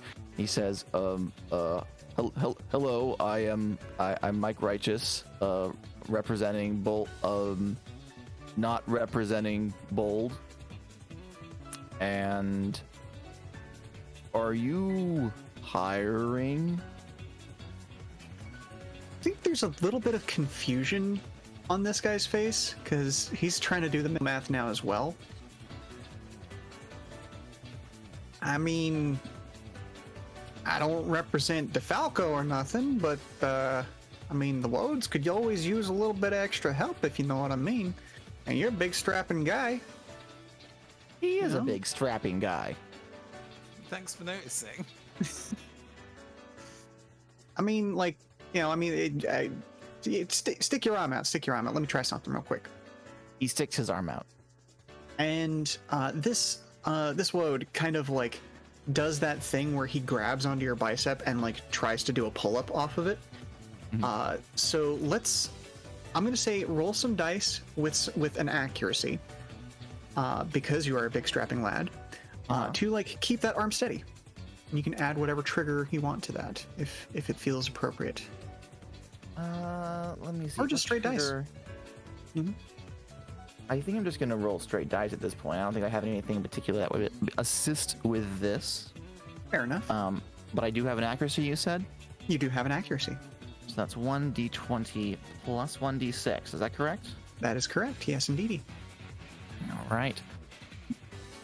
I rolled 17 plus 3, so 20. So this guy does a couple of pull-ups off of your arm, and like noticing that you have not even reacted to his weight at this point, thinks he's going to get one over on you, and like straight up tries to climb your arm. And only when he ends up sitting on your arm realizes, wow, you really are big and strapping. I mean, shit, we could probably boost some, move some cars real easy with you. I mean, is there something going wrong with your job over at Bold at this point? So, like, what's going on, man? Because I thought you were with them.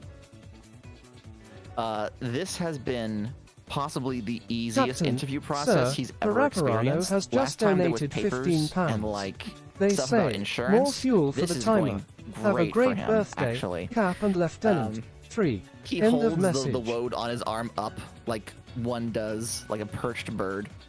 And he begins to tell the Wode of his woes. He says, the car, this ain't the right place for the Bumblebee right now. Like, he gestures towards the wonderful weather and just says, I'm not gonna do a very good job. I can't get it dirty. I can't get it wet. I gotta start weighing my options, you know. In this economy, you gotta have a backup. What you mean you can't get it dirty? I mean, it's a Bold, isn't it? I mean, we're still gonna be driving outside. I mean, the bold can get dirty, but he leans in, he whispers, "There's gonna be suits here, and they don't like dirty." Oh, well, we don't like the suits if you get my drift. But I digress. I shouldn't say such things out loud at a nice public event like this. You know, I think, and you can see that, like, your honesty is starting to get through to this generally kind of not great person. We are making social connections. This is amazing. Here's the thing. People who are going to want to invest in Bold are going to be looking for the nasty. You know what I mean? Like, they want to go off-roading. They want to get through whatever's thrown at them. You know, whether it's rain, sunshine, ice, desert track. I'm running out of environments to think about here. But you get my point, right? Like, swamps, jungles, yeah, industrial locations, fire levels. You know, those sorts of places. The places that a Bold is meant to go. So you just gotta, you know, like, look for the suits that, you know, actually want to invest in what you're offering. Like, our car right here, and he kind of, like, he hops down and like pats the front of the Kestrel. This baby is meant to go in a straight line. Stops himself. Earnestly, Mike says, yeah.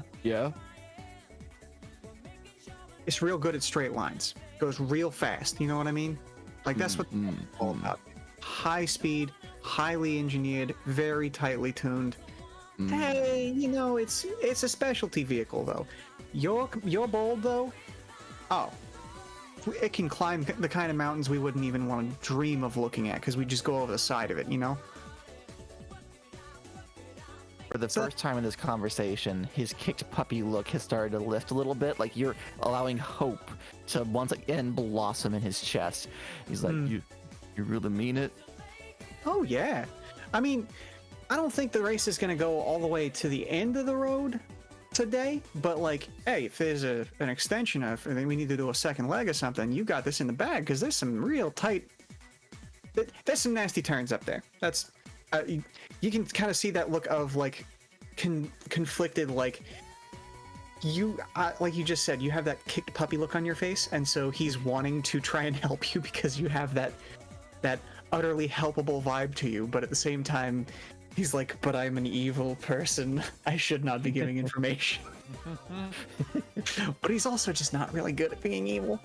You know, Mike has properly been, like, cheered up, and he's like thinking through it again. He's like, yeah. The Bold Bumbly is made for that. That's. And he turns and he puts a hand on Bold's shoulder and he says, "Thank you." Hey, don't mention it. But no, seriously, don't mention it. I probably said too much, so don't, just, you know, keep it to yourself. And with a dopey grin, he goes back to his vehicle to smack some dirt and water on it because, you know what? Life's too short. YOLO. Okay. So, I'm going to give you a forward for that because you've found a new reason to work for Bold. So, yeah. There you go. That's going to be an accuracy that you can use whenever you want to for the rest of the session. Hopefully this story of loss and hope will reverberate with the audience for years to come. Yeah, obviously. There'll be tons of gift sets about this for sure. So for everybody's last wedge, I am going to pull you to a specific location where as the cry goes up and the announcement goes out, the race for the rally will be starting in the next 40 minutes. The race for the rally will be starting soon. Please make your way to the racetrack if you would like to view these newest cars. And hopefully that came through clear enough. That carried. Okay, excellent. I come from the world of Foley, and so I try to do as many sound effects and stuff like that physically as I can, but sometimes it doesn't work. So, let's head to the backstage area.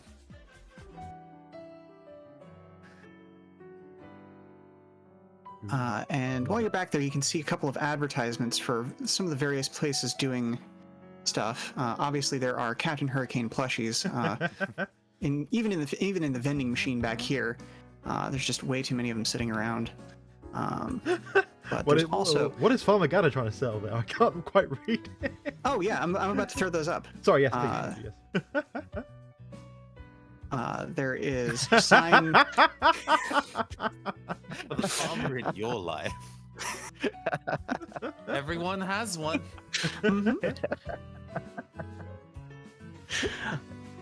And then there's also a standee for, if you could give us this read because you do it so amazingly, Caster. Come play, win a prize. Beautiful. Yeah, I just want to throw some stuff in there. Amazing. But everybody is getting ready for the race. You all have your own dressing rooms, but eventually there will be that conveniently structured narrative moment where everybody exits their dressing rooms at once and has a read on each other before stepping out to the starting line. So, how's everybody feeling at this point? I mean, cool and confident. You know, I do have to be back home before my husband gets back because I do need to make dinner still. But it's fine. This race is going to be over real quick. Ooh. I'm still kind of distracted, a bit annoyed that people have been snooping around my inventions. I've got a bad experience with this, and knowing that people know how my car works is upsetting me. Even though I know that they still won't be able to beat me, even if they do know. But it's annoying that they know about it in general. So perhaps I've been communicating with the pit team a little bit to make sure the car has extra security on it, and to fix that damn lock on the trunk or whatever. Mike steps out of his dressing room, and while the other two are like pristine and ready to go on for a show, he's just covered in dirt and vaguely moist. And he looks at the other two and he says, "My emotional journey left me very little time to interact with the dirt." We've all been there, Mike. We've all been there. I'm glad you could still find some time to touch dirt. It's always good to ground yourself. touch grass, yeah. And Wazy is, of course, there as well. And she says, I'm glad to see that everyone made it here on time. Hope you enjoyed my presents that I left for everyone. You look a little disappointed that we made it all here successfully, Wazy. Well, I mean, it is what it is. I just want to make sure that I have a good opportunity to show off the Kestrel is all. Right. You understand, I'm sure. I'm sorry that won't be possible at today's car fair. Well, we shall see when we hit the track. I have no more shade to throw personally. Fair enough. Because I'm aware that Wazy's been doing stuff to my car, I'm just I give her a glare and just ignore her. Ooh, snub. Cold shoulder. Mike makes direct eye contact and gives her a warm, loving smile for which she has no context. Nope, none whatsoever. Was fully expecting you to be kind of as big and bold and grumbly as your car, and has just instead gotten this, warm golden retriever smile, and it's just like checkpoint. Well, all right then. Captain, sir, Osiris Dracanos has just donated £10. She is human after all. They say, keep those engines greased. End of we'll message. See everyone on the track then, and kind of struts off a little bit extra, shaking the shoulders and a little bit of shimmy in the dress. And I figure now would be a good time for a break, Captain. Yes. Because that allows us to shift nicely into the racing portion afterwards. Absolutely. Shift Shift into I've been having overdrive. so much fun with that. Or as they say on the Power Rangers, so shift into turbo. Yes. Wonderful. Okay, folks. Yeah, we'll head to a break. Thanks so much for the dono, Osiris Dracanos, and everyone else who's donoed over the past, an hour and a half of the stream. We'll be right back in, let's say, 5 minutes, just so we can get prepared for the race. Don't go anywhere.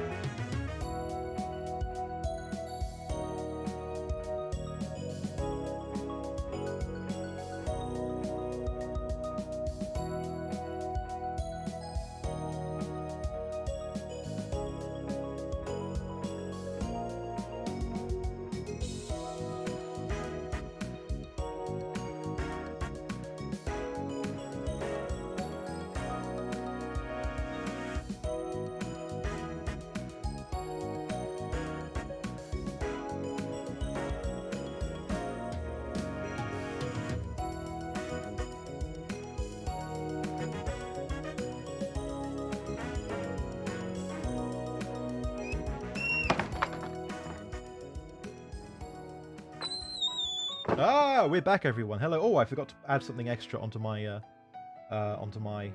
self due to getting that $10 donation. Also, I need to turn off that music and get ready for the real music. Ha ha ha. You might get some deja vu with the music. So yeah, get ready. Oh, I'm gonna add a mustache. Hell yeah. Perfect. A pink Amazing. mustache. Beautiful. Let me look at the camera.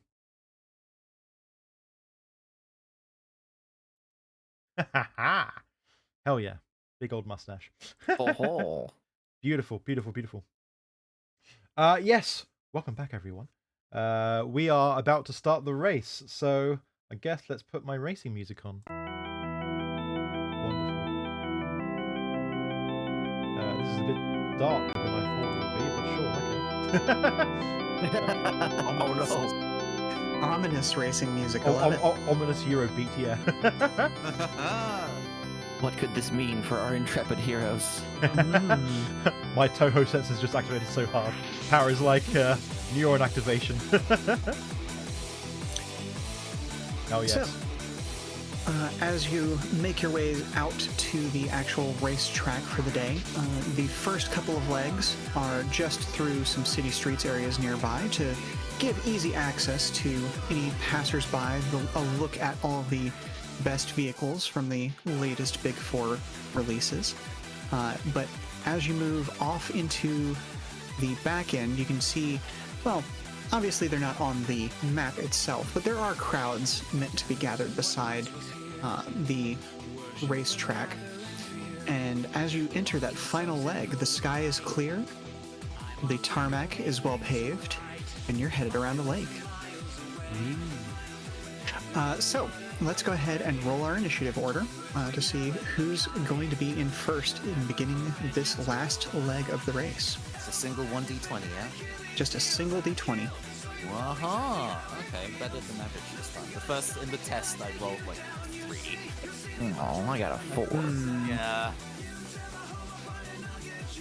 Well, thankfully there aren't any true enemies in this, so it's just about Good, clean beating racing. each other. Good, clean racing. No varmints. Exactly. Well, one varmint, a hedgehog. It's your birthday, so I legally can't call you a varmint right now. I'm being nice. Thank you, Gada. I will keep that in mind for when it's your birthday. It doesn't look like the turn order is showing up on stream, but my apologies. Yes, it is. It is under my. It is under me. My apologies. Okay. I just wanted to make sure everybody else could actually see it. Okay, good. With only 4 cars in the race, it's not strictly necessary, but it helps me keep things aligned, as it were. Now, eventually there will be NPC-style cars in the book, but for right now, we just have the 5-player vehicles. The 5th one being the CMG Standard, which is not represented in today's race. But as we get into the action and arrive at that last leg of the race, let's see the MHI Odoru. Go ahead and place yourself on the starting line, and let's get going. I'm first. Yeah. You do, in fact. All right, sit. Well, there's Enjoy it while it lasts. Yeah. We're gonna have to get into. Hey, this is a nice, clean straightaway. So. Oh, it sure is. I'm pretty happy with this. What we're gonna do first of all is because there's a handful of small, quick actions that I could do, and then, or I could do big actions, and then we start moving. So this is doing all of the red line is the anime. Flicking switches and shifting the gears and doing all that kind of stuff, and then we go. So first things first. I check my steering system. My steering system lets me switch between going fast and taking turns really well. It starts at -2, yeah? Cool. So I don't need to do anything about that yet. It stays as it is. What I do want to do is make sure that I am in the right gear. I am an automatic. So, oh gosh, regardless of what gear I'm in, I stand a chance of spinning out if I do if I'm reckless here. Interesting. Oh yes. While you think about that, let me talk a little bit about how this portion of the game works. Please do while I select my moves. Sure. So the previous section we were in is what's referred to as narrative play. It's very loose, timescales don't really matter, it's just what do you want to get done and what can you do in that time that gives you advantages later. Whereas this part, a racing segment, is very much your combat stand-in. We don't actually have combat in this game, it's just who wins the race. Or, there will be variations on that, who can beat their own time trial, those sorts of things. But for today, we're just doing a dead heat. So, the idea here is there are 4 phases per turn. You have your start of turn, you have your action phase, you have your movement, and you have your end of turn. Most of the time, the start of turn, end of turn resolve very quickly. Not much going on in those phases. There may be some effects that come up that might affect that later, but we'll talk about that when they happen. The action phase is, as you say, when you're doing all of your flipping of switches, changing of settings, deciding how fast you want to be going, slamming the brakes, hitting the gas, all of that sort of fun stuff to affect what's about to happen to you this turn. Once you've done all of that, you either have 2 quick actions or 1 full action, and there's a thing called overdrive, which we'll cover if it becomes necessary. Then you move as far as your speed is currently. In this game, we handle things in spaces, not on a grid, because, quite frankly, grids don't fit roads very well, and so we had to abandon the grid or the hex very early on. So when you download PROTODRIVE, it comes with a full set of these tiles that allow you to build your own racing tracks on top of whatever terrain you want to build. It is just the road portions, but if you've got some software that can add some terrain under it, you'll do fine. There are various things that happen as you encounter complications on the road, so if we look a little to the north here, we can see that there's a corner up here with a +4 on it. We'll cover that when you get there. But yeah, there we are. That's the basic functions, and we'll go over more as it occurs. Cool beans. So what we're going to go and do as I believe is it a free action? It is a free action. I'm going to, because I'm in an automatic, change myself to the 8 to 14 speed gear. Ooh. Because I'm going to be going lightning fast out the gate. I am going to floor it, which increases my speed by 2 times my acceleration score. My acceleration is currently 9, so my speed is now 18. With that full action caused, I am now going to hit the gas and go 18 squares up the road. Nice. Do also to remember to increase your heat for flooring it, because you have just, you floored it. Yep, I advance 18, and also my heat increases by 5, my rev. I do have a heat cap of 12, so I'm not in the danger zone yet. Excellent. And because I'm on a straightaway, me going this fast isn't going to kill me. Do I still need to make a control check because I'm outside my gear range? It wouldn't be a control check. If you're outside your gear range, you're going to be making a push check. Control checks happen in corners. Push checks happen when you are above the speed designated by your gearbox. When my speed is higher than my gear's range at the end of my turn, I roll 1d20 plus fuel modifier against the target number, which I'm sure you have in your head. So what I is? Don't need to do the math. Yes. What is the highest number of your gear? The highest number of my gear is 14. 14. Okay, so your target number is 9 right now then. Okay. We actually do have a calculator built into the character sheet, but since y'all have a dedicated GM, I am happy to deal with that for you. 20 plus 5. Let's see if I die. The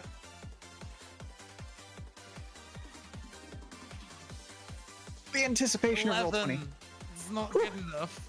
No, you're targeting above 9. It's above 9. We're fine. It's above 9. You're fine. Okay. I was like looking at the 14, like, oh no, but it's okay. We live. Yeah, you're definitely looking at that little rev dial, and it's tapping the little stopper peg at the top, but you're doing okay. Tachyon Blue says, "Careful when you turn. You'll have to make a piloting skill roll for turning on asphalt." Tack. Don't joke. That's a private dig at me because of an issue that I take with BattleTech's rule set, where like you are a giant 40-foot tall or bigger mech, and for some reason running on asphalt, you know, the thing that's designed to give you good traction, causes you to have poor control? Okay. Question mark? Normal things. It's a thing. Anyway, just in the chat giving me war flashbacks, almost literally. Ace. Yeah, I end my turn and pass. Wonderful. Yes. We should have sorted this out before the actual racing scene, but my core power of the Fruitcake mini computer is that I can give +2 to one of my a specific driver modifier, so I've added to acceleration, and something else gets -1, and I've put that on my handling, so I'm back down to standard handling. As a free action, I can actually switch that using my CP stuff, so we'll see how that goes as the race goes on. Just thought I would say that for people at home. So that's part of the rules of this game. You get extra stuff going on because I have my special car. But yes, Sure thing. I am going to use my first action, my first quick action. Ow! You hit me. Thank you, Gather. I'm going to do that. Sorry. No, it's fine. No, I put it there on purpose. You know, what's the stream of VTubers if you're not bullying them? So I'm putting my car into maximum gear. Oh no! That is what I do. Go to 12 to 15. And I am. Actually, I now have a free action as well, don't I? So so I'm just turning to things. I can actually hit the gas as a free action. Yes. I am then going to use my other quick action to, I guess, hit the gas again and do a big old. So this is. sprint. Yeah, this is a special thing that Ace's car can do. Yes. Where at the beginning of the race, he can use a free action instead of the standard quick action to hit the gas, and thus use hit the gas twice without incurring any heat. Yes. So part of the customization of the vehicle. Yes. And that puts my speed at 22. Use the boost to get You're through! gonna rocket Exactly. into that turn and Gotta use the boost at the exact right time there. Wonderful. I'm gonna be going really fast in that turn. So here's hoping I haven't fucked myself, but we'll get there when we get there. This is how I drive. So okay, I put my counter. Why can't I select my counter? That's not my counter. This is my counter. And I'm gonna do 22 movement, or up as close as I can to Carmine. How much should Carmine move? 18. So I guess 18. I'm gonna do. So you stop at space 17, I guess. Yes. Yeah. So there we go. And it's time for a pass check. Yes, let's see if you can get past Carmine here. Okay. Right. So this is each of you rolls your d20, add your handling, and then add an accuracy or a difficulty based on your weight score. Okay. Okay. -1. So I guess I have a difficulty. Yes, indeedy. Right. So That being said, everybody remember you have a forward that you could use at any time to possibly cancel a difficulty or to increase your accuracy. so we've got a 1d20 plus my handling of 6.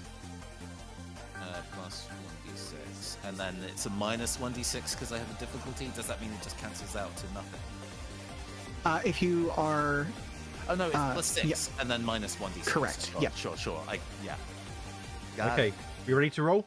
Mm-hmm. Okay. 3, 2, 1. Oh, did I? Oh, boom! You didn't fire, but you did very well. Hold on. Did I do well? No, I rolled a 4 on a d20, so. Yeah, but you rolled a 6 on a d6. Oh, damn okay. it. Yep, you destroyed me. So the 6 ultimately did cancel itself out, but you still managed to get past. So 18, 19, 20, 21 gets you into the corner. Wait, do I pass? So rolling under my number means... Oh, no, excuse me. I've gotten you flipped backwards. Yeah. So, yeah. Unfortunately, Ace has been blocked by Carmine. Okay, my speed goes down to 7. Yep. As a result, yeah, Ace's speed is reduced. But that makes your ensuing push check a little bit easier, yeah. It does, yes, your speed is now 18. Is it 18 or is it 17? Which is still pretty high. Oh. Okay, so let's go 18 then. Yeah. So your target number's only an 8. It could be a lot worse. Could be a lot worse. Yeah, my floor mix is 2. So is that 2d6 or just plus 2? No, that's just a flat modifier. Flat modifier. So d20 okay. plus that. Oh, 1d20 plus the 20. Oh. 20. There we go.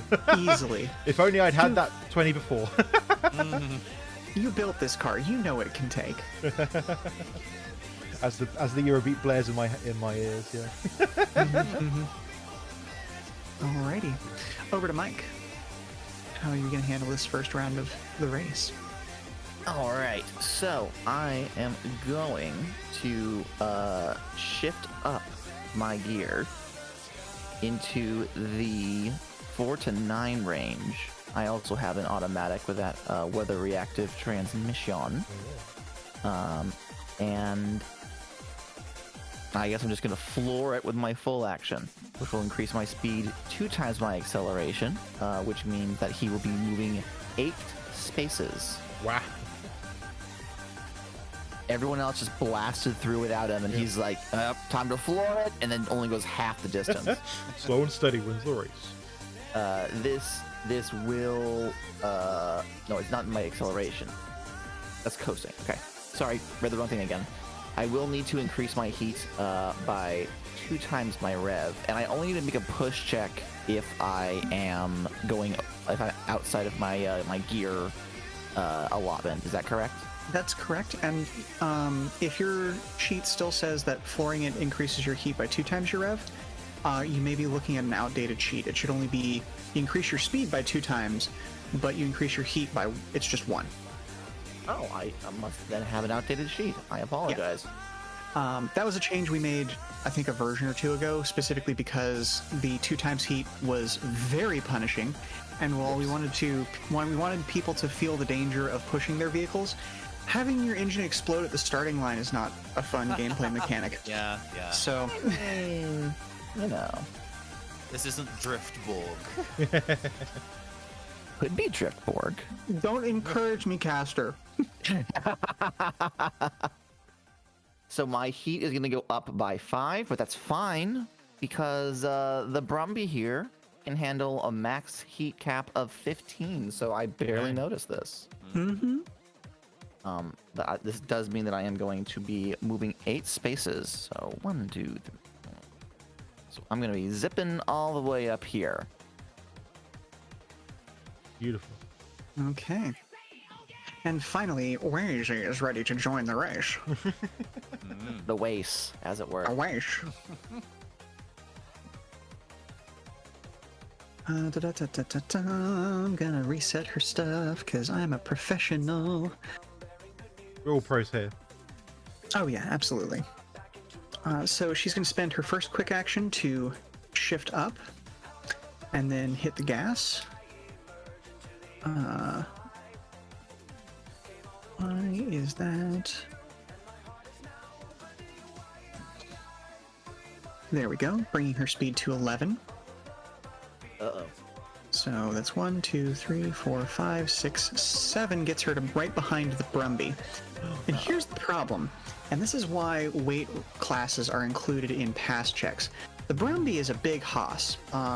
We have playfully nicknamed it the Canyonero in our test games so far. Because it takes up 2 lanes and seats 35 and is very difficult for me to pass. Canyonero! Canyonero. So let's see what we can do here, because I have 2 difficulty going into this and you have 2 accuracy, I believe. That is true. So for reference, it would be D20 plus my handling. Plus your handling, and then plus either accuracy or difficulty based on your weight class. The Brumby is a +2 weight class, so it gets +2 accuracy. Whereas the Kestrel, which Daisy is driving, is a -2 weight class. It's a featherweight. It's tiny. It's tiny, it's low to the ground, and it is very, very aware of the fact that he could just We be have crushed by a the new Brumby urchin. and not even be noticed. Also, what's Wazy's handling at currently? Wazy's handling is at 9. Oh, okay. Well, I thought I was gonna flex here, but no. Mike's is only at 6, so. Oh, that's an 18. That's one less. Oh, so she does manage to pass, which is kind of a miracle if I'm being honest.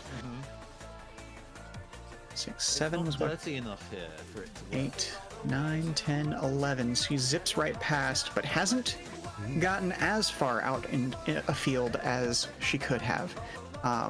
Judging by what you've seen of her in the past, she might actually be playing it a little bit conservative here for a second.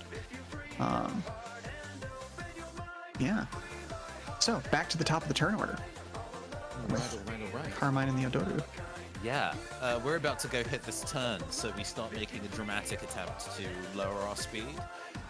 We are going to use the quick action of my steering system, changing it to flipping it around, meaning that my acceleration is now really bad, but my handling is now 10. For my second quick action, I'm going to slam the brakes, decreasing my speed by 2 times my drag. My drag is 4, meaning I lower my speed of 18 to a speed of 10. Putting me in, hopefully, pretty good condition to go around that first corner and start heading towards the second without coming to a complete stop. Not bad I guess at all. I move 1, 2, 3 into the corner and make a check. This is going to be a control check, your d20 plus your handling score, with a target number of 14 in this case. 1/1d20 plus 10. Oh god, that wasn't a slash correctly. I cannot type. I cannot type. So, I'm just so while you're nervous. while you're typing that up, I'll explain a little more. Hey, so you pass it. Excellent. So, to explain to the audience, that is what the numbers on the roads are for. They help us determine how much the road is affecting your control checks. So, in a turn of a 4, it adds a +4 modifier. There's some other stuff going on behind the scenes, but we haven't introduced some of those advanced mechanics for today's race. So 3, going on the inside with power sliding. 4, 5, 6, 7, 8, 9. Into the 12 turn. Oh god. Oh dear. But it's fine. It's fine. We drifty, baby. Is this the worst turn? Yes. Okay. Yep, you would know the map well enough. You'd know that this is in fact the worst turn in the set. So would you like to flex the core power? Can I? So I want to ask. Reaction means it's an any time. Correct. So I could attempt it, fail, and pop the core power. Correct. All right, let's see if we can do it without popping the power. It's nice to keep it on deck. So we're going to do another 1d20 plus 10 to try and beat, what, 22? Correct. 1d20 plus 10. I mean... Oh! 27! Nice! You skid through that corner, finding the perfect line. We're on the inside. Hell yeah. Absolute inside of that turn. But my turn ends there. I end at the end of that turn, having done successfully. Carmine in the driver's seat nods sagely, takes a sip of coffee. Now here's a question for you. Are you still within your gear's range?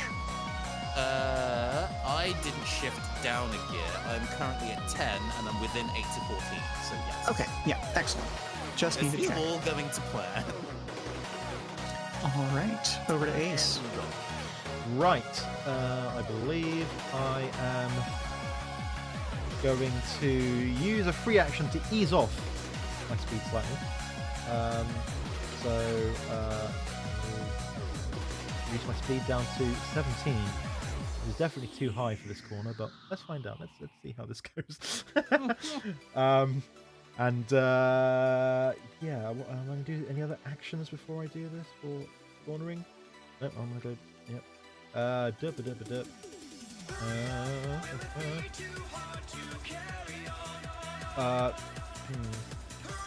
Maybe I should slam the brakes as well. Yeah, I'm going to go quite fast. So I'm going to slam the brakes as my quick action. So that's going to go down by 2 times my drag, I believe. So that would be there. Wonderful. Okay, now I'm ready to take this turn. With a speed value of 13. Although I guess I got another quick action, but I don't want to take it. That's fine. And that's what it's done. So I need to roll. Your target number is a 17. Oof, okay. Why did I do this? No, I know why I do this. I'm overconfident. I want to catch up to this, the DeFalco, or sorry, the Akami. Sorry. The Adon. Yeah. 1d20 plus. No, sorry, that's a check. Handling modifier, which is enjoying. That's just a straight number, right? Mm-hmm. Yep. Start. Okay. You're just looking for a 17 or better. Okay. It's a meter beat system. Okay. Cool. Let's go. Let's roll these dice. Yes! Oh! Perfect. 17. I love to see it. Yes. Right. Okay. So, right. Just because you hit the number exactly, tell me something about how this turn goes for you, because we love these moments of drama. Okay. It almost didn't work. So, I'm so focused on the Akami, due to my distractions with everything else and wanting to beat it and be the best, that I don't quite notice my speed as I go into the corner. I immediately kind of let off the accelerator, trying to reduce my speed, but I realised that's not quite enough. So as I was about to hit the corner, I hit the brakes. In fact, I've got a sound effect for that. Where is it? No! Hit the brake! You didn't hear that on your side, but the guy from Star Fox 64 said, "No, hit the brakes!" Amazing. My back end slightly swerves out as I take this corner, but I've taken it well enough that I've not lost too much speed as I barrel along to the next hairpin. So my speed is 13, so I might actually be in the hairpin. 1, 2, 3, 4, 5, 6, 7, 8, 9, 10, 11. Oh boy, yeah. So I've got to take another turn. Luckily, I still have a quick action. Can I do that? Oh no, I can't because I'm already moving. You're now moving. Yeah. Yep, you've already started moving, so you're out of the action phase. Here's the thing, though.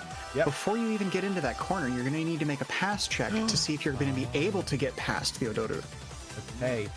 That might help. That might help me out. Let's roll high, caster. Roll high. Yeah. I have to go and make my check. It's okay. Yeah. So it's plus 1d6 plus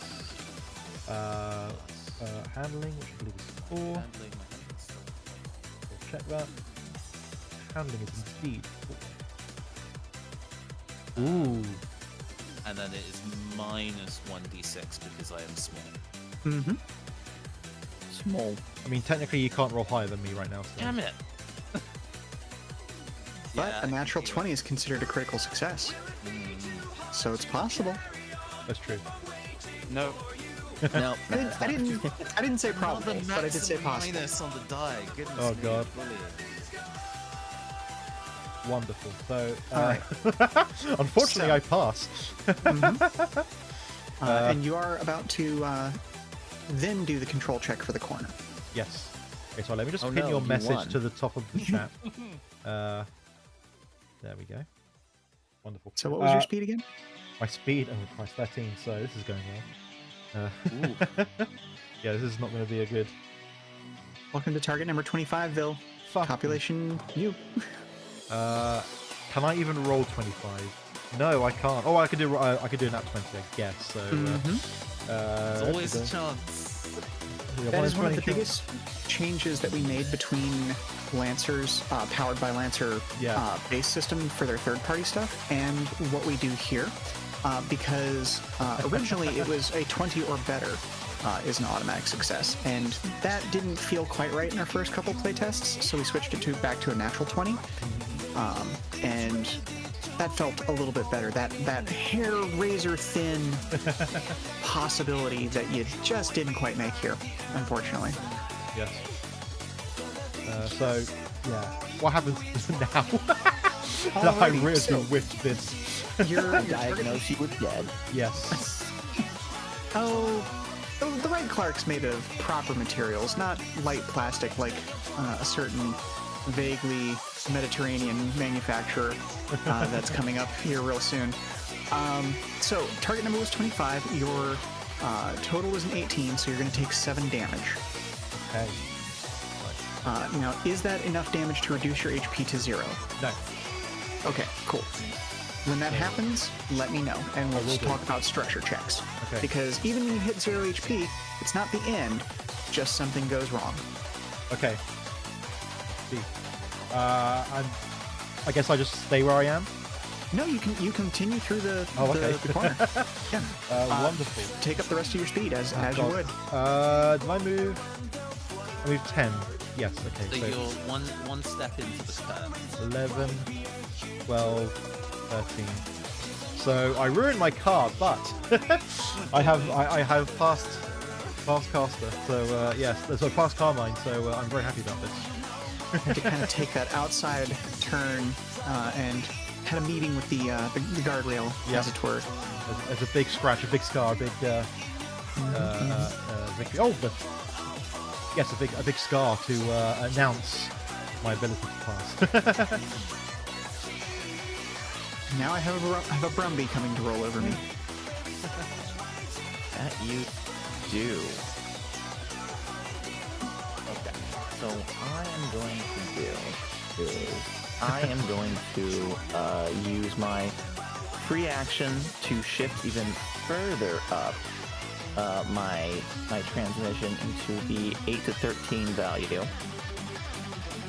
And then I am going to use my full action to coast.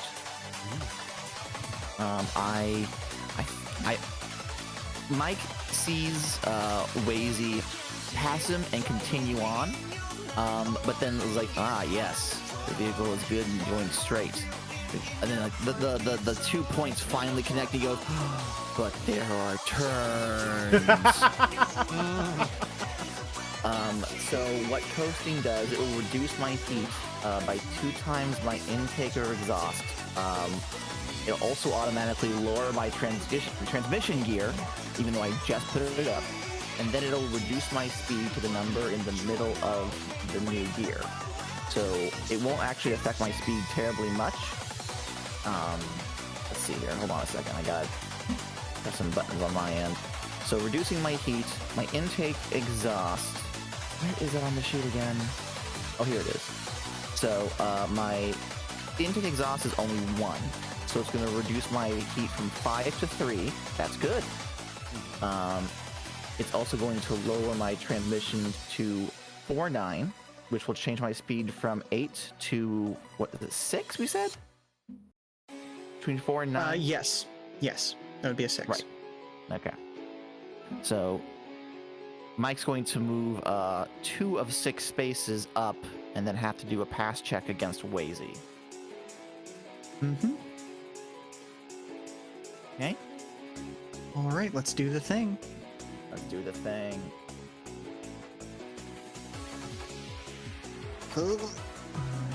Your DC is a 10, or your TN is a 10. Oh, okay. Barely. You did it. That's nice. Let's see here. Plus 6, plus 2d6, k1. Just really just have that copied and ready to go. You can also push the up button if you are in that last text. roll you did last time. Oh. Okay. Oh, yeah, I think you get past Wazy rather handily. Wow. For a critical, give us a specific description of how this works. So Wazy had previously passed Mike with no problems whatsoever in the straightaway. How did she feel about overtaking the Brumby? I feel like she felt really good about it until she saw the fact that it took up her entire rearview mirror. And is now nervous. Mike slowly but Captain, surely sir, starts passing by Lazy and makes direct has eye asked me to contact say, the entire time go, with that go, soft look in his eyes. SPEDRACER. no. Deja vu. And he's going Slam, to attempt to Wazy, mouth, get look slammed. out, there's End a of turn message. through the closed window, and then pleased that he's given back something he was given from Wazy's group, he continues on, leaving her confused in the dust. What a sweetheart. 3, 4, 5, 6. He's done something good today, probably. Beautiful.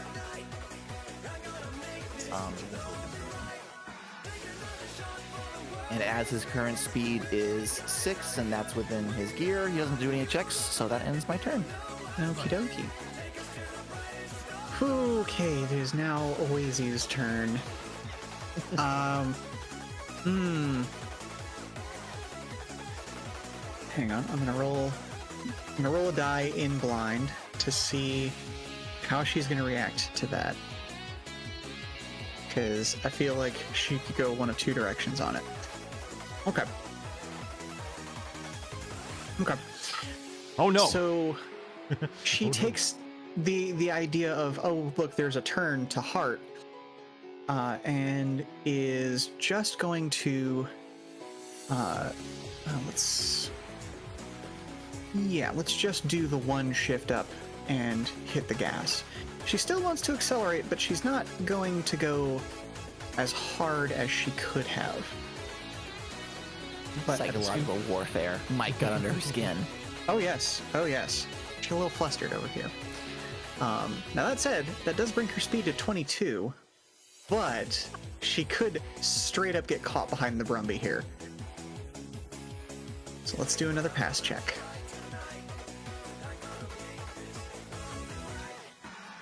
Pressing up makes it so much easier. Yeah, no, she's stuck. What was the speed you were at? 6. From 22 to 6. Let's see, where's my eye? Okay. Well, that's unfortunate because she had set her gearbox to go from 13 to 17. Oh no. So I now get to make a stall check. And this could be a wonderful moment to show off what happens when this goes wrong, if it goes wrong. But we're going to find out together.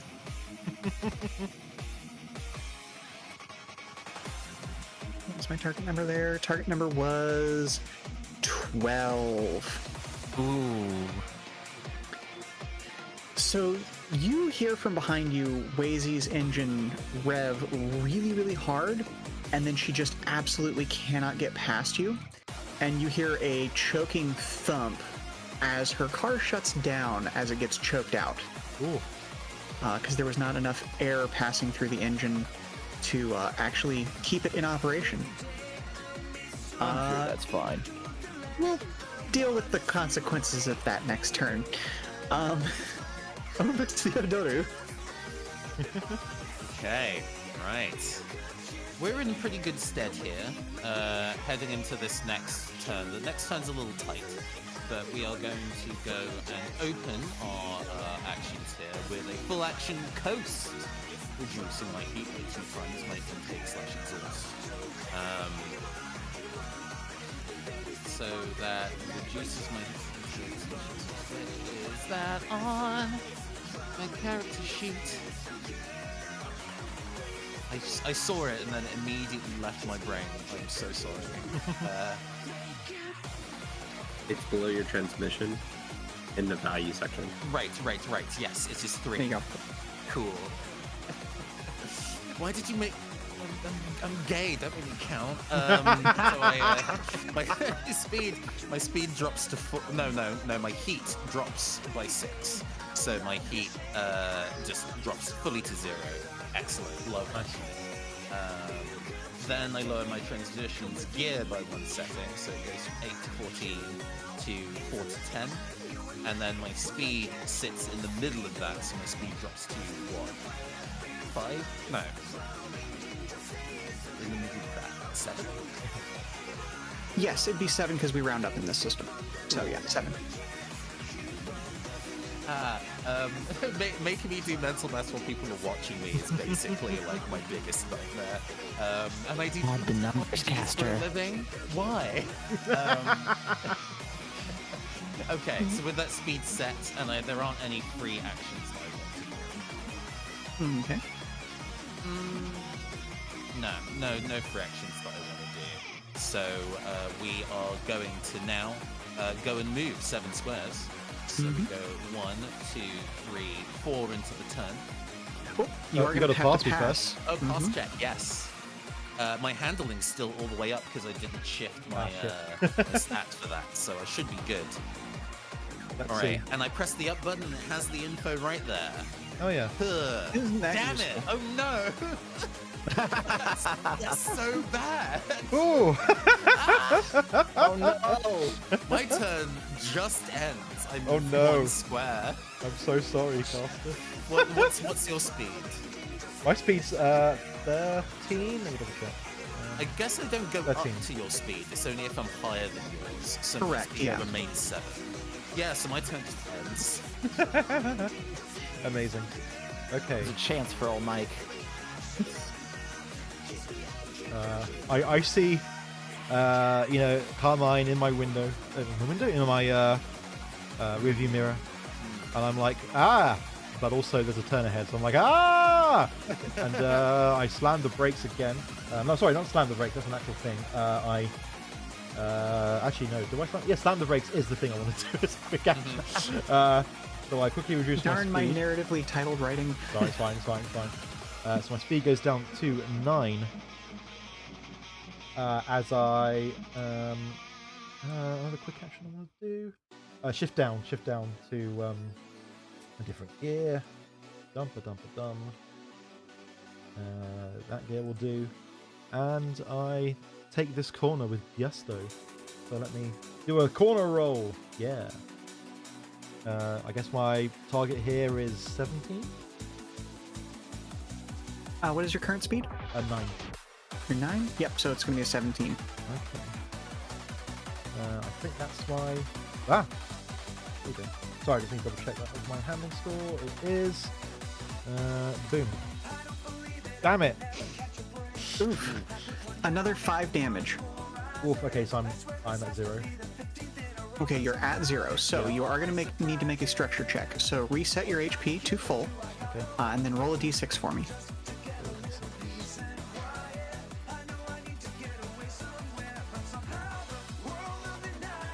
Oof, for 1. Oof. Okay, so this being your first structure, that could actually be worse. You just gain the stunned condition until the end of your next turn. Nice. And Right. What is the Yep.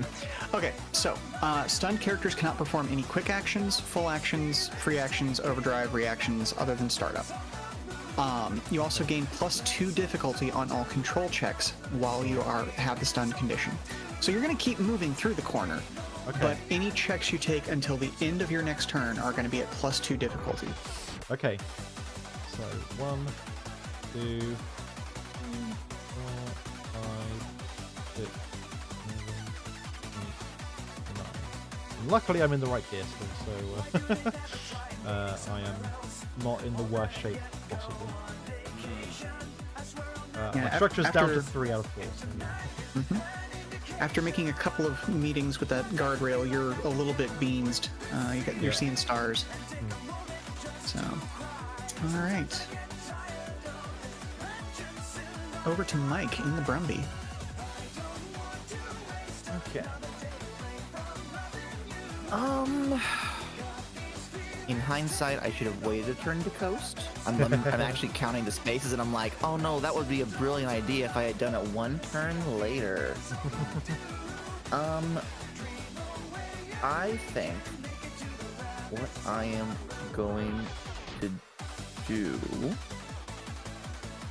I think I'm going to take the full action block, where other cars gain +1 difficulty on past checks made against you until the beginning of your next turn. I'm just going to continue at the current speed I'm going and just not let Wazy pass me. All right, yeah, now we're playing. Now it's a race. Now it's a race. Mm-hmm. And his speed is still 6, so he'll just move ahead 6 squares. 1, 3, 4, 5, 6. I don't have to do a turn check until I'm actually in the turn space, right? Correct. All right. Next time. All right. Next time. Alrighty. So, Wazy is going to floor it. She is desperate to get ahead here. And you have not angered her, but she is miffed at being stuck. Weren't you shut down? Oh, no, you're correct. Thank you very much. Everyone, co-GM Captain Leviathan is here to save the day. I am, in fact, shut down. So, I'm going to have to use the startup action just to restart my car. And then that complicates things because that is one quick action automatically. That basically means I can't overdrive to gain a full action because that would just give me another quick action.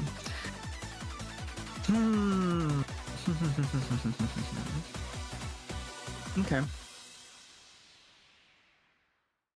Well, I'm going to hit the gas to increase my speed to at least... So part of the shutdown action, you gain the stun condition. In the stun condition, you're not allowed to use any actions, including overdrive.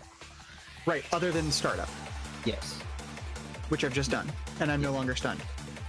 Oh, does that go away as soon as you're done? Okay. Shutdown. That's how stun interacts with shutdown. You gain the stun condition indefinitely, nothing can prevent this, and it remains until the car loses the shutdown status. Okay. So, there you go. So that was one of my quick actions. I'm gonna use the second quick action to hit the gas. And that just brings me back up to speed. So let's see if I can get past the Bumby. I don't think it's going to work, but we'll find out. We shall see. It's 1, 2, 3, 4, 5, 6. Gets me to there.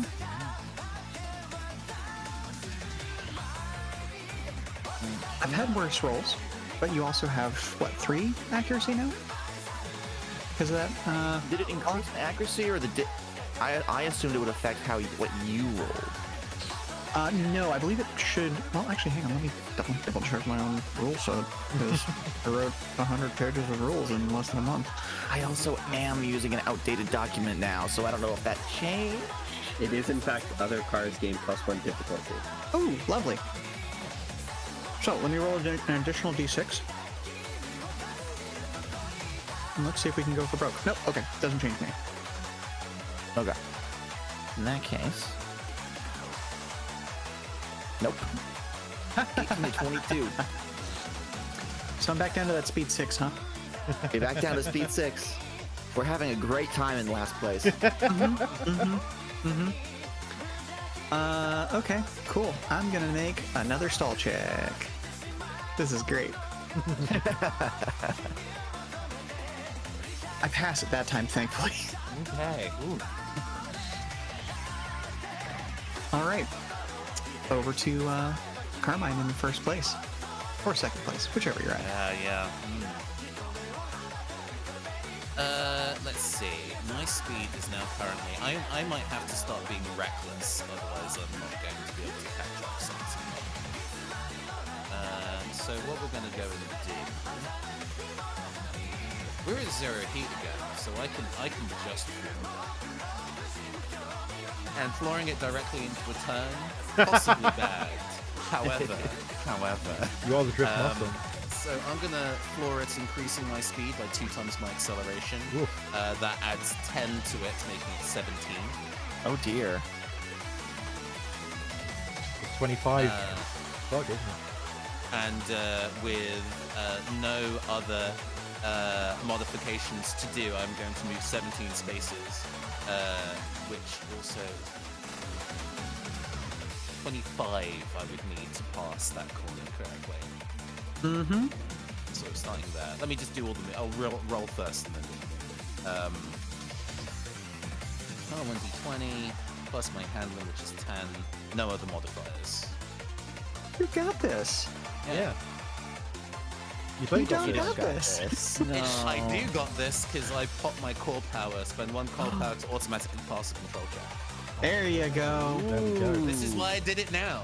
I survived. That's why I held on to it around the difficult corner. Nice. So I could use it later. So I immediately moved 17 spaces. 1, 2, 3, 4, 5, 6, 7, 8, 9. We go and make our attempts to pass. Yep. I've got bad. Plus 10 minus.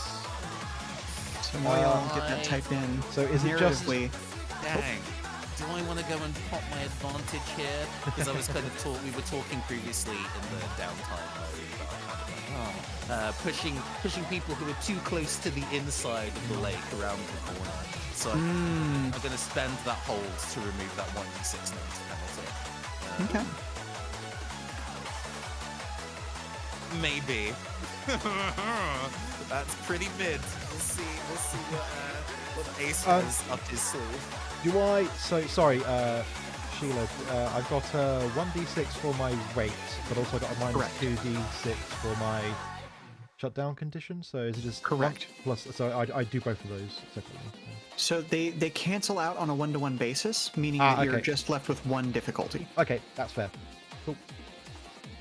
Oh, bloody hell! Ooh. Okay, we take those. Statistically, I was in a good position, but hey. So that was 9, 10, 11, 12, 13, 14, 15 into the turn. But I am going very fast now, so this is maybe a bad plan, but this is an easier check to do. So this is what, 17 plus 4, meaning 21? Correct.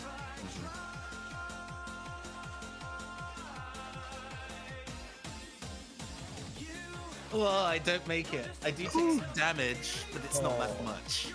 It's another 5. This is the first time I've taken damage. So 4, excuse me, 4. This is the first time I've taken damage, so I'm not sweating. Okay, okay. So I go What's your down max to HP? 11. I go down to 7. Okay, that's not terrible. You know, I can take a little bit of damage just to pull myself in front. Right. And then I move. I think I have another 2 spaces left. So I like to imagine a good turn. I'm happy with that turn. As you popped that system and your computerized steering took over and forced you back into the correct line, you kind of felt all the blood in your body shift to the kind of the left-hand side.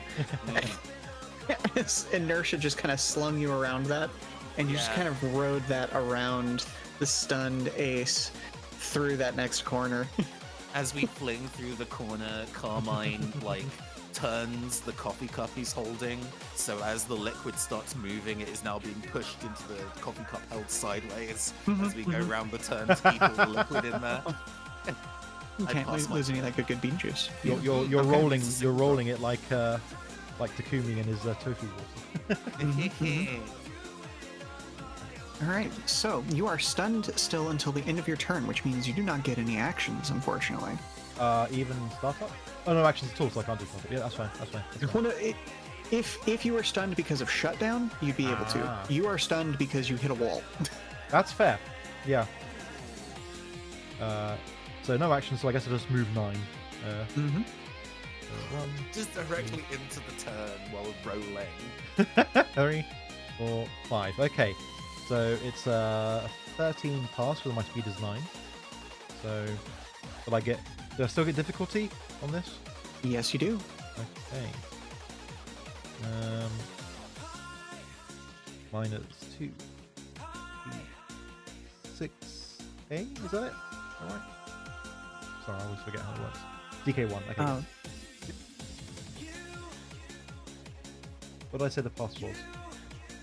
Pass is 13, so you do scrape yourself a little bit, but you manage to get through.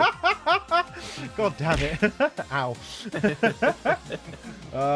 So apparently I'm still not over my stun, and I my wild driving around those 2 previous corners kind of really knocked it out of me, and I guess I scratched a little bit more paint off the other side of my car now. Right, that's 2 damage? No, yes, 2 damage. Yep, correct. That's fine for me right now. So. Overall, it won't be fine, but at the moment it's okay. Cool. I still then have to do a pass check, don't I? I believe you do, yes. Okay. Which is a little bit better. So I just noticed something I want to ask real quick. For Sheela, it says you have +2 difficulty on control checks while stunned, not pass checks. So this should be okay. You don't have the penalty here. But Let me double check change that to I think the intent was that it would be all checks. Yeah. All driving checks, yeah. Yeah, I mean, that sounds right, so. Well, I rode like booty butt cheeks, so you might stand. That's so bad. Because as it stands, the Adoru wouldn't have passed in the last thing. Yeah.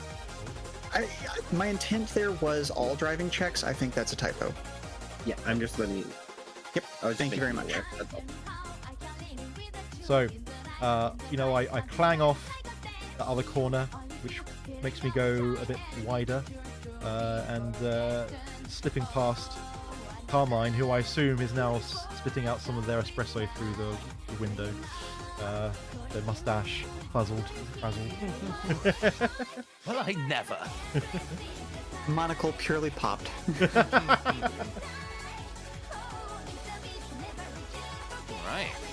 Up next. We got the Brumby coming into the first corner. The camera's focused on these two ping-ponging their way around these turns, fighting neck and neck, and then it just cuts back and is like, International Harvester.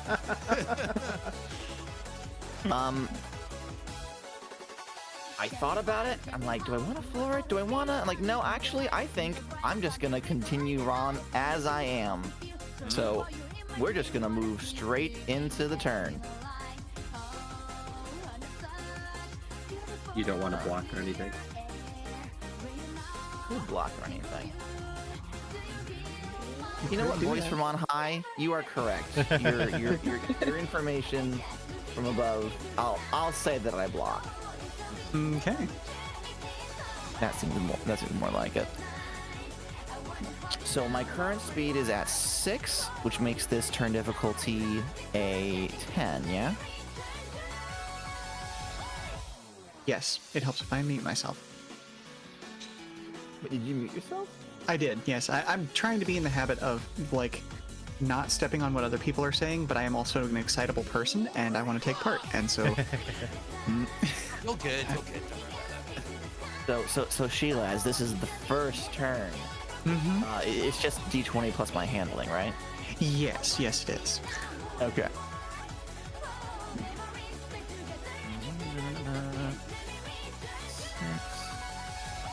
How many whopping tons? 23. I believe you've passed that. How many tons of American Pride is Caninero? I forget. 35. I don't remember. I know it seats 35. Yes. 6. I've successfully made it past the first turn. Yeah. Victory music. How's Wazy gonna do? Okay. I think we are going to overdrive to get an additional quick action because we want to try and do something, but that does mean I'm going to take a little bit of heat to do it. I'm then going to use her free action to activate the heat recycler in her vehicle, which means that for the rest of the scene, meaning in this case the race, whenever you use the hit the gas or floor it actions, add both your acceleration and your current heat before using the action to your speed. Oh. So heat feeds the beast. That makes corners incredibly dangerous. I'm gonna really try to prevent myself from just absolutely flooring it through this, but yep. If you just drive straight into the lake, to be honest, I can't. You stand. Wazy has suffered enough so far. She won't stand for this. Yeah, you know, I'm gonna use one action to shift down. That's my quick action there, and then I am in fact going to floor it. So Again, we're trying for that speed 28. Into a control point. I mean, this is... I believe in you. Yes. I mean, you know, we're gonna be... That 20, that 40 roll. Oh, you know what? No. I am gonna be at least smart about this because she's been having a good day so far. So This assumes you're able to pass Mike. And keep blocking, yeah. Mike back down to 6. So I am going to hit the gas and then use my next quick action to adjust my daily driver steering. To hopefully give myself a little bit of a boost to try and get past Mike. So there is genuinely a strat here to be in the Grundy gap in front. You set your speed to 6 and make it Oh yes. Oh, it has bitten us in the ass in test sessions, but we decided that was purely a thing that, yep, that's what a bold does. As somebody said in the chat earlier, cuts off an American. Yep. Okay, so going into this first corner, I have a speed of 17. Corner I'm out of 4, so my target number is 21. By changing my steering settings, however, I have increased my handling rather nicely. Ooh. So let's see if... just hit it. Ooh. Okay, so that was... what? I think I'd moved 3 so far? 3 into that? That sounds right? Sure, yeah. 4, 5, 6, 7. I'm gonna write it down this time. You do have that extra difficulty. There we are. I do, don't I? Okay. So then let's go up and do a pass check.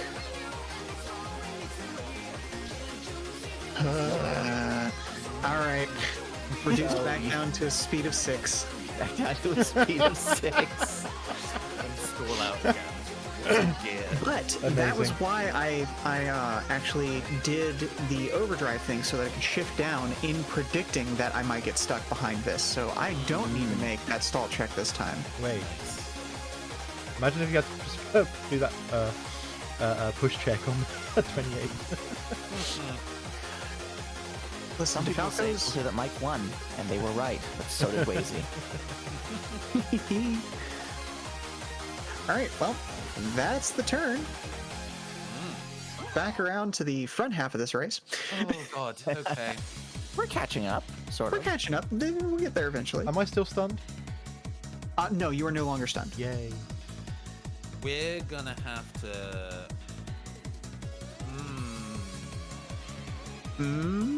Let's see. We're popping soft pass for sure. Because it means we get an advantage on the next pass check, and I'm going to need that. But, so I can cancel out the fact that I liked, but I do wonder what I need to do in terms of stuff like gear. I need to shift up a gear. Right. Oh, no, hold on. It's free action in automatic. Yeah. So, I shift up my gear automatic.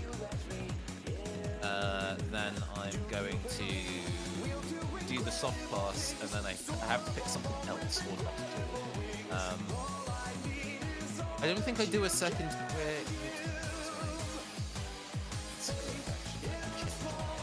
acceleration.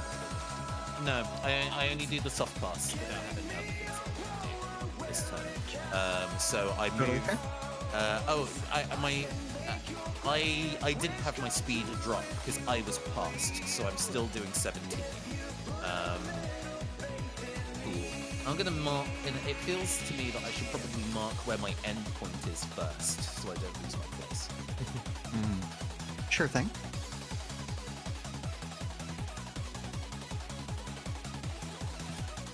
There are a number of methods we've figured out to do this. One of the more successful ones has been just the idea that if you can make a pass on whoever's in front of you, just go ahead and move through the corner and do the roll afterwards, because unless you completely structure out, you're going to get through the corner. You're just going to lose some paint through, doing it, That tracks. Anyway, I guess I go and do my control check. but this time I don't have the -1d6 because... Oh, sorry, the pass check. Because I don't have the -1d6 this time because I'm ready to go and try the pass ace. Okay, a number. No! A number! You passed me. God, that was still really close. No, what's that? Go away. You're just gonna fly over the water. That's That's the way to do it. I activate my boost mushroom and my feather, and I just jump I get to I go around and then I do the control. Yes. On reaction, as I go into doing the turn, because there are reactions that are available for me here. Use the boost to get through! Do I want to do the Oh yes, because it's my brakes have this as a reaction effect. Reduce my speed by half, round it up before getting into the target number for a control check. So okay. So that would this mess with my ending stop place? It would, in fact. Right, so I do not move that far. Okay. So I guess that would mean I probably would immediately stop after the turn then if I didn't cut my speed. That's fine. At least it means I clear the turn. So we get into the turn. My speed immediately drops to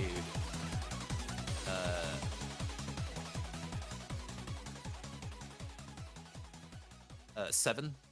7? Okay. So you've got a target number of 11. Which is pretty good. And I still have my high handling. So, 1d20 plus 10. Oh, God. I know how to roll in Roll20. I'm just very, very loosey-goosey today. No, you're fine. Oh, okay. Oh. You definitely pass. I mean, nice. I stop on the turn. I guess that means passing the turn is now very difficult. But, oh, yes. Hey, cool. I made it through alive.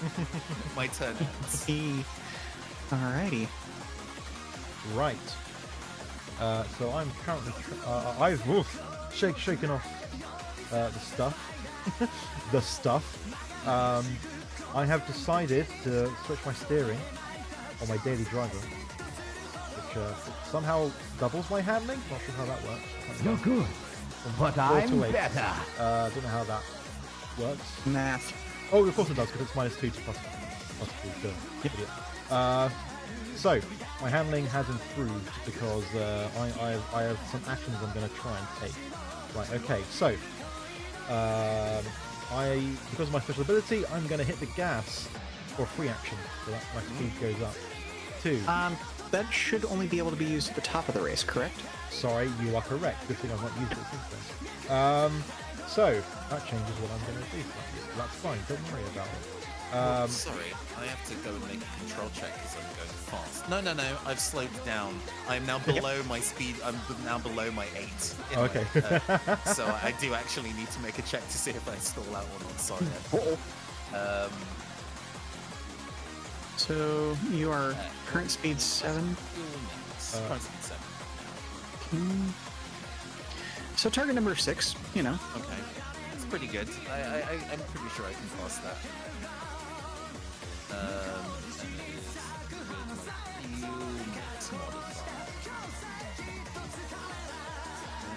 Oh, it's fine. I pass it. I don't. Yeah, you're fine. Sorry to interrupt. I'm driving fast. And I'm going to use soft pass as my other protection. So, yes.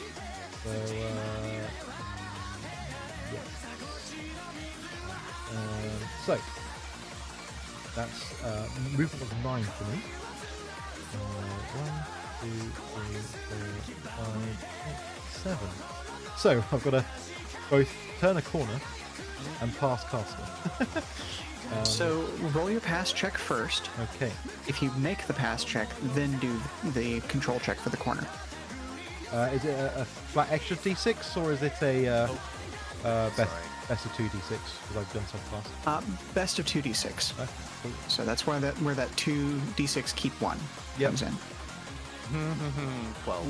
You passed me. I passed you. Wow, wow, crikey, that was the roll. Oof, just about though. So yeah, so I passed. Just dancing around one another. Yep. Okay, Yep. so throw that control check in there too. Right. Luckily, I've got a better control now because should be just 1d20 plus my handling, right? Mm-hmm. Okay. My handling is now 8, so shit. What speed were you going? What do you have? 9 plus 4, 13. Damn it! Oh no! You're just getting little nicks and scratches everywhere. It's fine. Yeah. Perhaps I scraped some paint off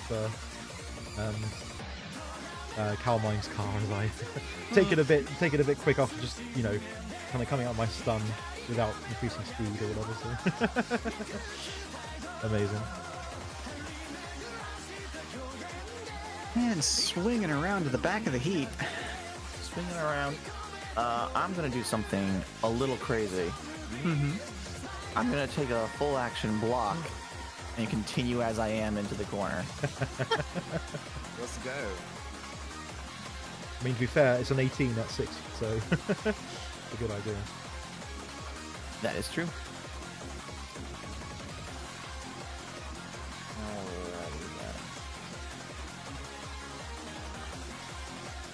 And boop. Ooh, that's not great. Yeah. So that's going to be 8 damage, but you're a Brumby. You can take it. Yikes.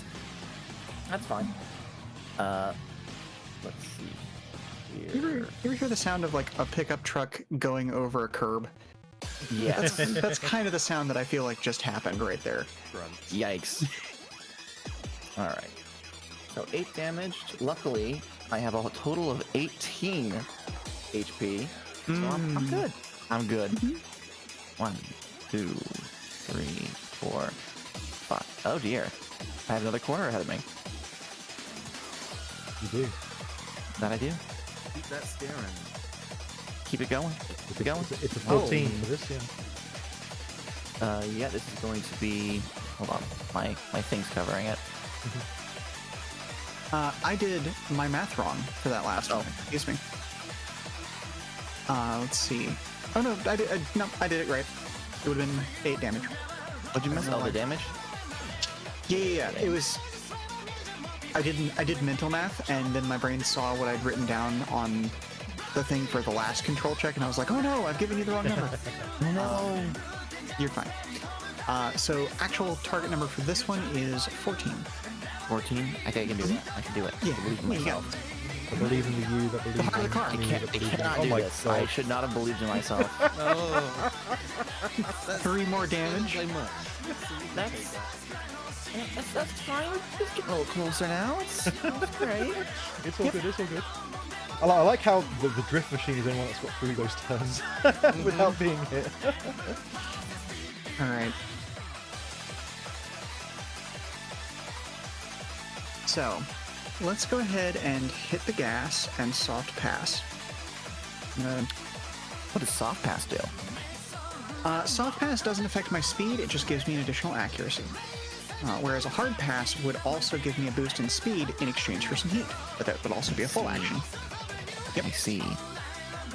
It's that idea of like, I'm just kind of I'm going to try and sneak around you, as opposed to I am flooring it from behind and hoping that I can get past you before I'm noticed. You know what I mean? So let's see. I'm going to increase my speed by 7 plus 1 because of my heat recycler. So it's going to be up to speed 14. Still not a great position to be in, but it is what it is. 36 in that turn. Also 3. 26. Yep. Let's see what we can do. Good luck. Whoa! Boom! That's pretty high. There's a reason I have my steering set the way that it is right now. That was 3 out of my 14, I believe. Am I correct in that? 2 out of the 14? We're gonna count it. We're gonna call it 3 because yeah. Hey, I believe that's correct. You've still got a pass and a turn to go do. And that was correct because I was right behind you, and that puts me in 6 movement, which is how fast you're going. So, hooray! Now, with your soft pass, that accuracy negates the disadvantage I gave you. Okay. So let's see. Yeah, because my car is featherweight. Okay. Wow! You managed it! You just managed to pass! Taking Nice. Now you gotta take the corner. Yay! Okay, so speed of 14 plus an 8 is going to be a 22. I take 3 damage. It's fine. Don't worry about 3 damage out of a total of 8 HP is fine. Oh no. DeFalco cars are not strongly built. Glass cannon. Good call. 7, 8, 9, 10, 11, 12, 13, 14. 14 puts me there. Wonderful. Is there anything I can do? Nope. Okay. Okay, that's the end of my turn. God, I have to start making some big decisions here. We have a nice long straightaway, but I am also now at speed 7. Jeez Louise, what is that? We are gonna. So if I hold on, let me just double check what happens if we do this. Speed 13 does that get me?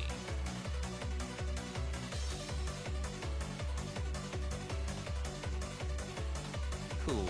It doesn't get me into the corner, so okay.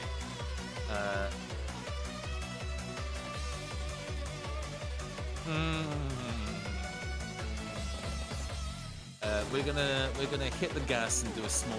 We're gonna hit the gas and do a soft pass as my action. Oh no, sorry. Changing my mode is a quick action. So I'm hitting the quick.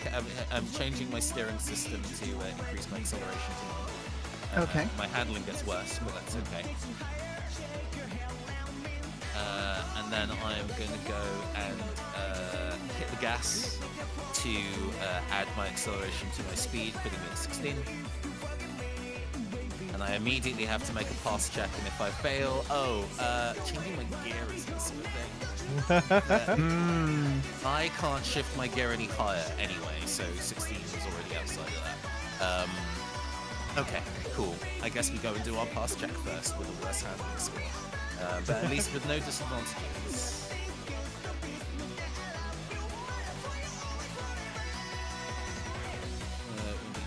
We'll come out on top. 6.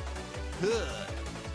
Oh, good. No, no. My turn just ends again. This sucks, actually. It would have been. Oh yeah, you would have passed if I hadn't changed my steering last time. Oh no! Amazing. Alright. Cool. I guess I just stop here. My turn's over. What does that reduce your speed to then? 9, I believe. Reduces my speed to 9. Hey, I don't need to make a handling or a skill check, so I guess There you go. Yeah. Turn end. Okay. Beautiful. Wonderful. Right. I did count this straight. I think there's like 20 spots. 9. I probably shouldn't hit the gas too hard. But also, I want to hit the gas hard. This will definitely not be an issue when I get to the next corner. Oh, cool. So I am using my quick action to go into top gear. And I am using another quick action to change my daily driving to the other one. Oh wait, no, I don't. I keep it that way. And I just then hit the gas, and my speed goes up to 16.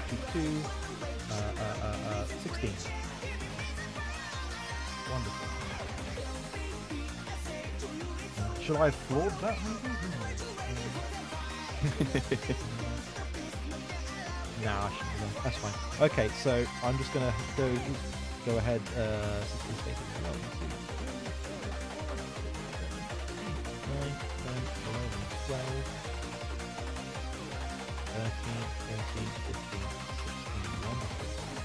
It actually means I have enough time to like slow down, I guess, for the next one. Yeah. In theory, hopefully, yeah. Let's see how that goes. Definitely going to be bad. All right.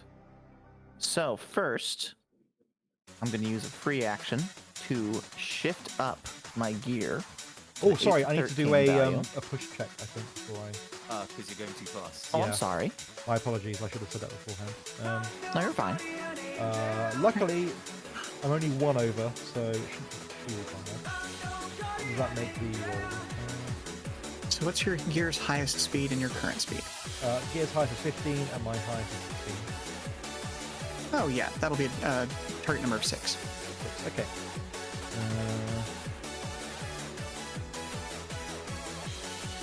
That is my fuel mix modifier. That's correct. Oh no! Oh no! Oh That's no! a nat 1. Ooh, okay. Why still? So you're gonna take you're gonna because this was a push check, yes. Ah, okay. Yes. So you're gonna be taking 3 heat instead. Okay.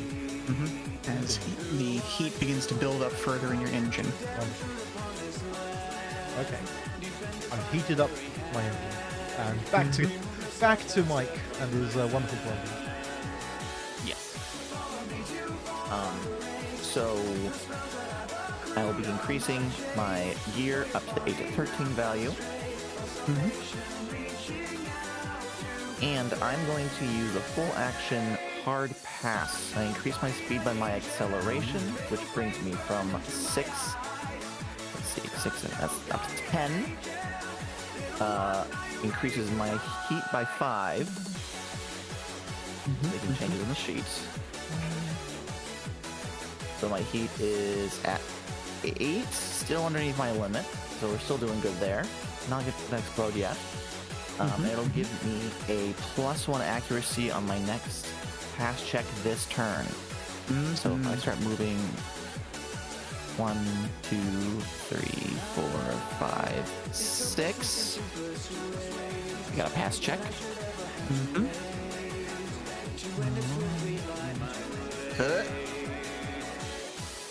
And I change from 2d6, the highest, to 3d6 for the accuracy. Yeah? Yep. Okay. I say I've made it. Oh my god! Amazing. Oh, Nelly. Okay, yep, you passed me.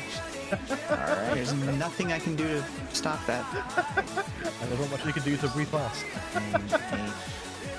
I hope you enjoyed the brief victory you had. I did, thank you. It is now over. But it is now Wazy's turn. Ooh, okay. Hello, darkness, my old friend. Yep. Let's see. Alright. At this point, she is getting well and truly frustrated with this situation. Is that just Wazy or also the GM? Oh, just Wazy. I am Okay, good. absolutely fine. I am not trying to win here. I cup your face gently with my hands and say, suffer. I am also just a huge fan of breaking my own games because I love finding those fracture points. Okay, so she is going to floor it. And so let's gain a total of 14 plus 1 is going to be 15. And then gain red. Okay, so that's going to be another 5 heat. So let's meet there. And then I think I'm going to overdrive. So this is my second time overdriving, so I have to roll a d3. Gaining 3 more heat. I have not hit my heat cap yet, thankfully. How close are you? I'm at 9 out of 10, but I do also bleed. I do also bleed 1 every turn. That's true. For the parts in the DeFalco. Nice. Or in the Kestrel, I should specify. So this is what it is. And I'm going to use that extra quick action to soft pass and gain an extra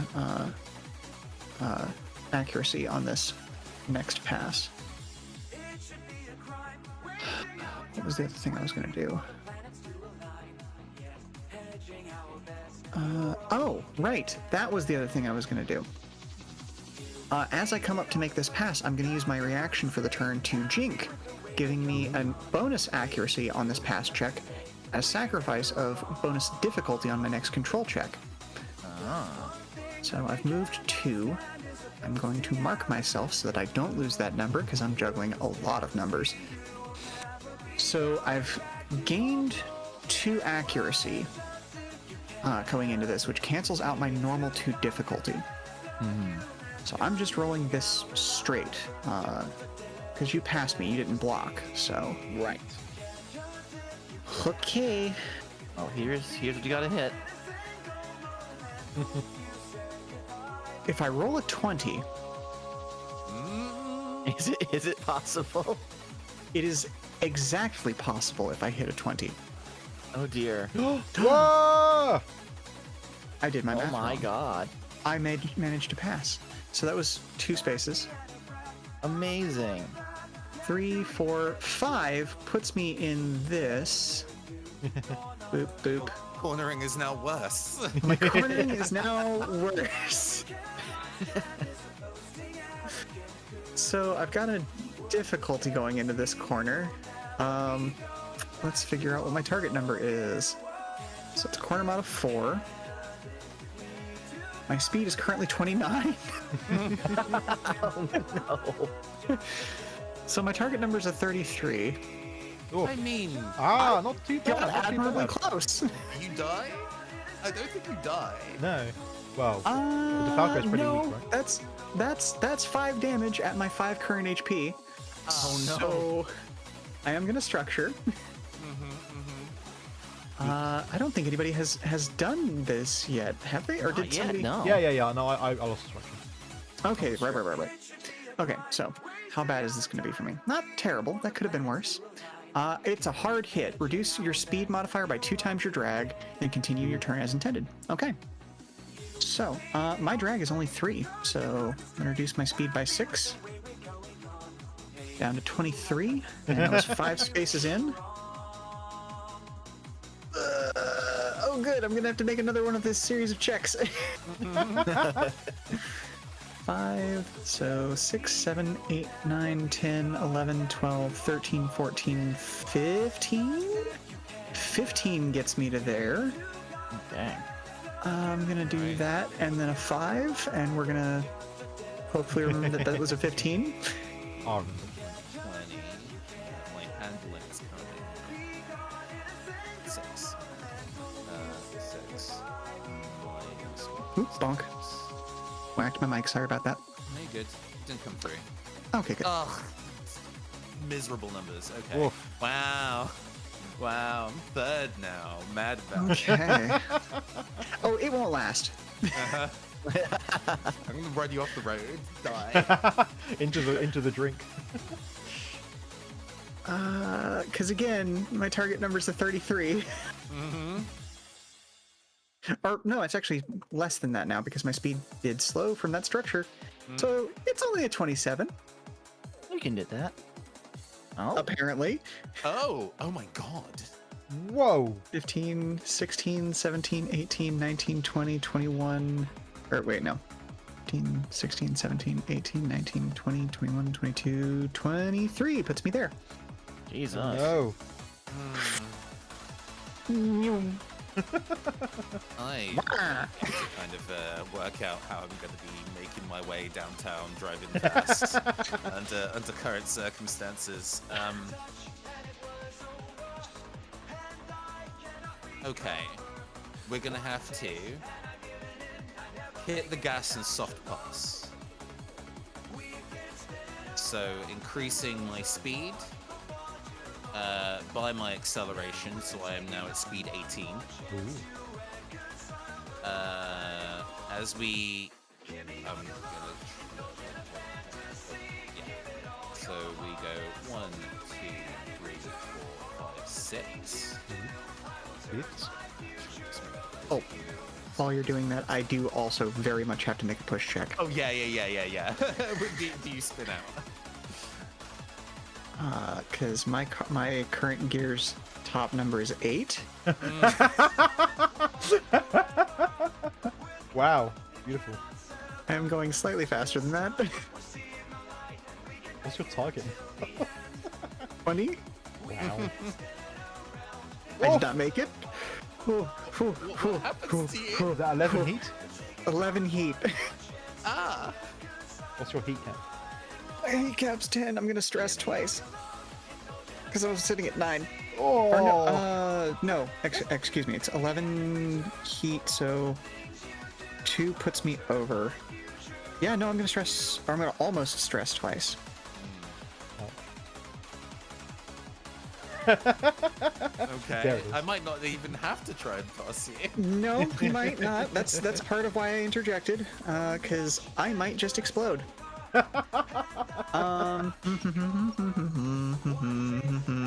Something's smoking. Roll another d6. My engine is on fire. Oh no. Broken down. My acceleration is now 2. Game over. Okay, this is fine. Your handling might still be It's good no though. use. You're still in the running. I still have to try and pass you. Right. Your hand. You have like 2 negative modifiers against you. Yeah, I do. Okay, we're gonna do roll 1d20 plus my handling of 6. And then flat because I have prepared myself for dodging. So, okay. Ooh. Unless I roll a nat 20 as well, you're gonna win this. No, I did not. Aww. There you go. I was still really close. It's like, oof. Okay, so we keep moving. 7, 8, 9, 10, 11, 12, 13, 14, 15, 16. Oh. As we approach Ace, I'm gonna kick in the reactions and we're gonna jink to gain another advantage on pass. Ooh. Oh, so does that? So I basically regain my next pass check advantage. It's not stacked, but that's Correct. But I do gain a disadvantage on my next control. Correct. Reminder, Captain, you have Convex Mirror mod, which gives you +1 accuracy on pass checks when you are the defender. Oh. I've not been using that. Well. Well, use your mirrors, obviously. I tend to keep losing to you anyway, because I don't think I'm going to pass the I mean, to be honest, I'll take my first roll. Yeah. 1d20 plus what, like 6. Yeah, I don't think we do this. Could be a nat 20. Yeah, we don't do this. Yeah. Your speed what's doesn't go your down speed? too much. It goes down to 16. To 16. Okay. And then I have to make a hold. No, a hold. Push. The push check. My current cap is 14 versus 16. Mhm.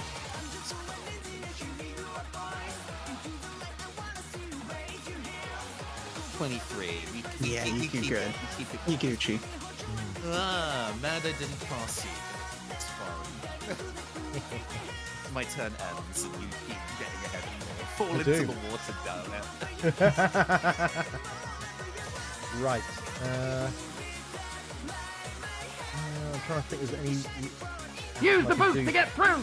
Yeah, I'll use the boost to get through. I'm trying to remember if there's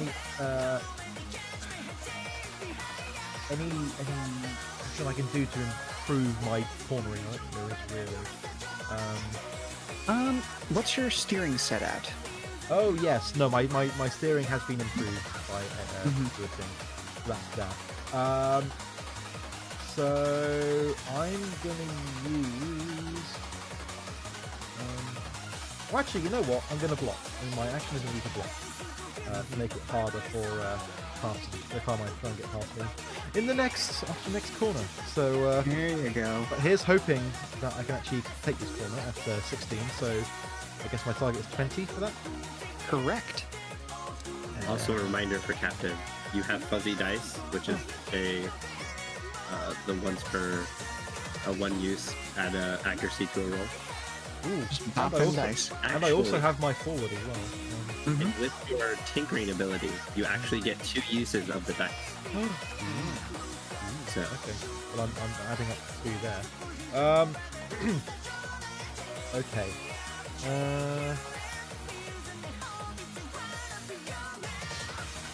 I'm gonna use that then. Why not? I'm gonna take this corner and do a control check of. Actually, yeah, 1d20 plus 1d6 plus 8. And I have Nicholas. Nice.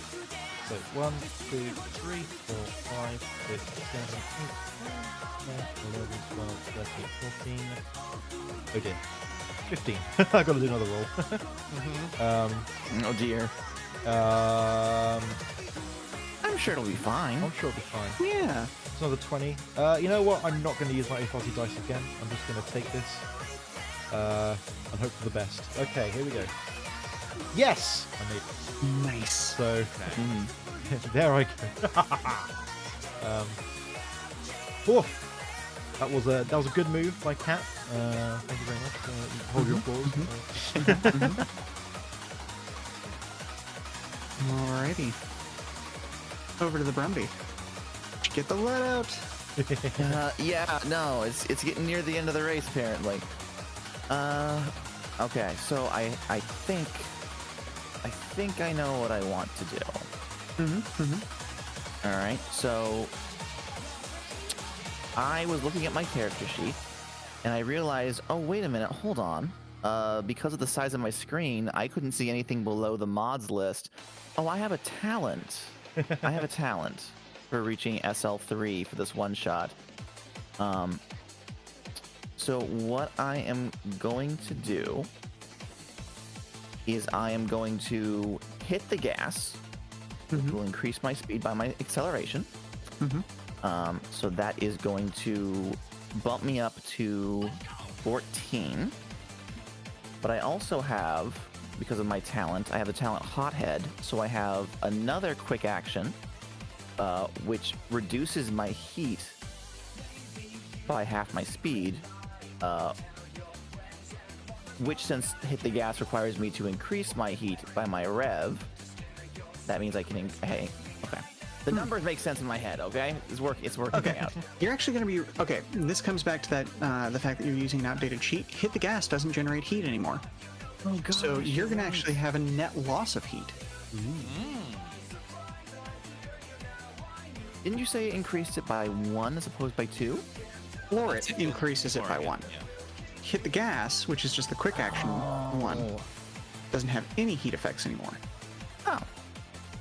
So, if you wanted, you could floor it, overdrive, and then use your Hothead ability. Could floor it, overdrive, and then use my Hothead ability. Well, the thing is, if I floored it, well, no, my heat cap is currently at 8 out of 15. So yeah, no, I could in fact do that. Yeah. Okay. Hold up then. I need to lower this back down to 10. So I'm going to floor it, increase my speed by 8 to 18. Right. And that increases my heat by my rev, which is 5. That makes my heat 8, 9, 11, 12, 13. But then quick action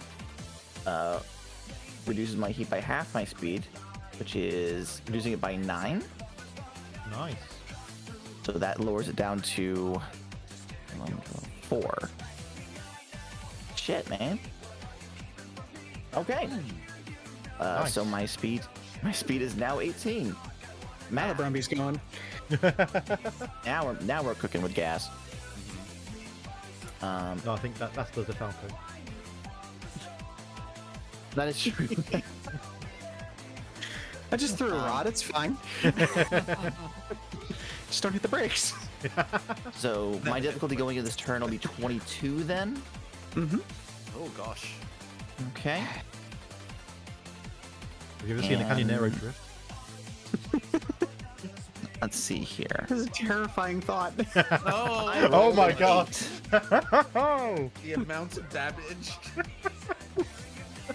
So you're gonna be taking 14 damage. Ooh. I'm sure that's fine, right? Oh no, that's not fine. So I feel like the Brumby has an ability that lets it get around some stuff for structure. I'm looking. Oh, I do actually have a reaction to automatic. No, this is a stall or push check, not a turn check. No, I don't think I have anything actually. No. Oh, okay. I know what I'm thinking of. Your core power allows you to prevent a part from being destroyed in exchange for 1 core power. Right. We haven't quite got that yet. We haven't got there yet. Okay. So Yeah. I have a max HP of 18, and this brings my damage to 24. Okay, so you're going to take a structure and then reset your HP and then take another 6 off the top of that. Okay, so that's okay. Remind me how I take a structure. So you've only taken 1 structure damage so far, so roll me 1d6. Okay.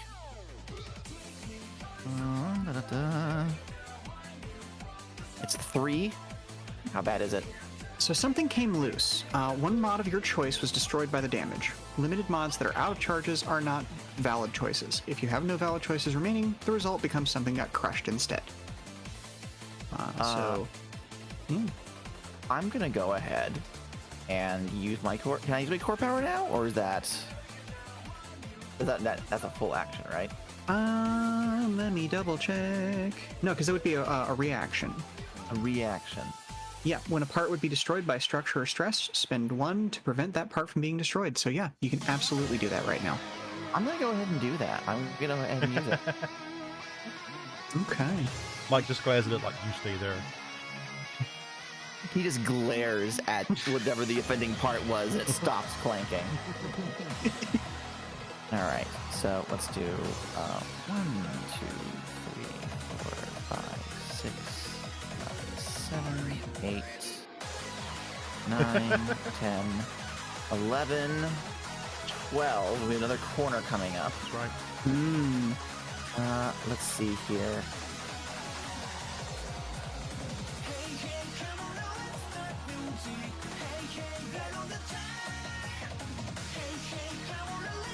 I have a reaction from my brakes with the safety assistant anti-lock brakes. As a reaction, I can reduce my speed by half before setting the TN for a control check. So you can only use 1 reaction, correct? Only use 1 reaction. Never mind. Yep. Was that you clearing your throat, Cody M? No, it was me. I forgot that my cough button only works on voice mod. So stream people didn't hear it. You did. I forgot. Your cough was timed so perfectly. For a minute there, I thought Kojin was actually. Yes, class. Love to teach people a tabletop RPG by well, actually. Okay, so I am on Trump, double checking. Alright, so at my speed, that means that the difficulty going in is 22. Correct. Okay. And I rolled a 9. Wow. So how's Let's give you another 13 damage as so you slam through the corner. bad news. I had 12 HP after taking 6 additional HP the previous turn. So you're going to take a second structure, reset your HP, and then take 1 more. and roll me 2d6 this time. Okay. I'm sure it's gonna be fine. I'm sure this is gonna. This is the first time we've seen the Brumby take solid hits. So, okay. Rolled a 2 and a 5 for a 7. So we take the lowest of the two, and that's your result. So something got crushed this time. Roll me an additional d6, and we're going to find out what part broke. Boy.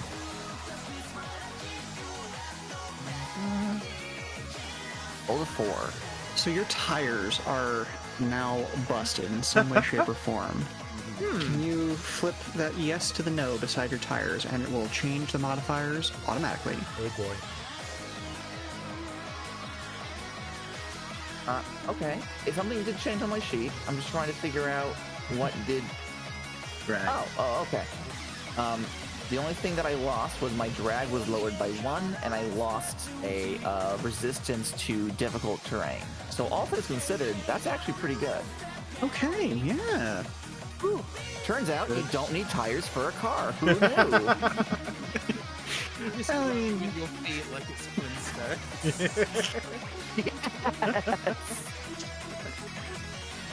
So continuing on from 12, 13, That's right. 14, 15, 16, 17, 18. Mike honks the horn. Like, car Wazy, I come up! Meanwhile, Wazy is just absolutely terrified as this rumbling, grumbling. She's actively on fire, slowly turns around, and the Brumby is approaching from behind. With no wheels. Brumby approaches. Yeah. Oh, goodness gracious. Okay. Oh, no. Not in a good position right now. Because I've got the heat gauge at max. And I'm already structured. I've already taken stress. So, my acceleration is currently 2. Okay, so we're going to shift up to our maximum gear, just to make that DC a little nicer.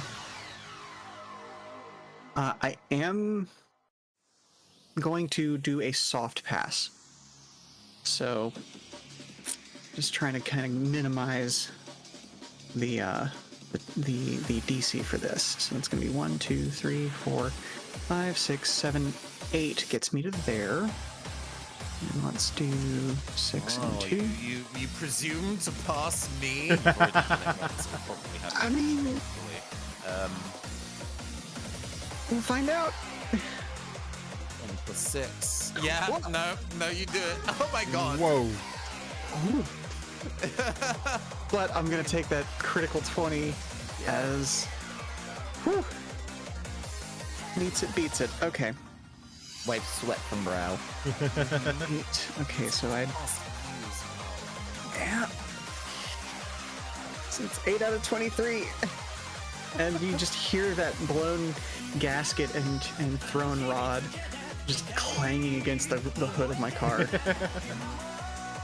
13, 14, 15, 16, 17, 18. Oh, goodness gracious. Oh, goodness gracious. Oh. This is a target number of 27. I'm sure you can do Are it. you going? Jesus. I'm going 23, and I can... okay, so... That's 11 damage. Pop again? I- 10. My HP is 8.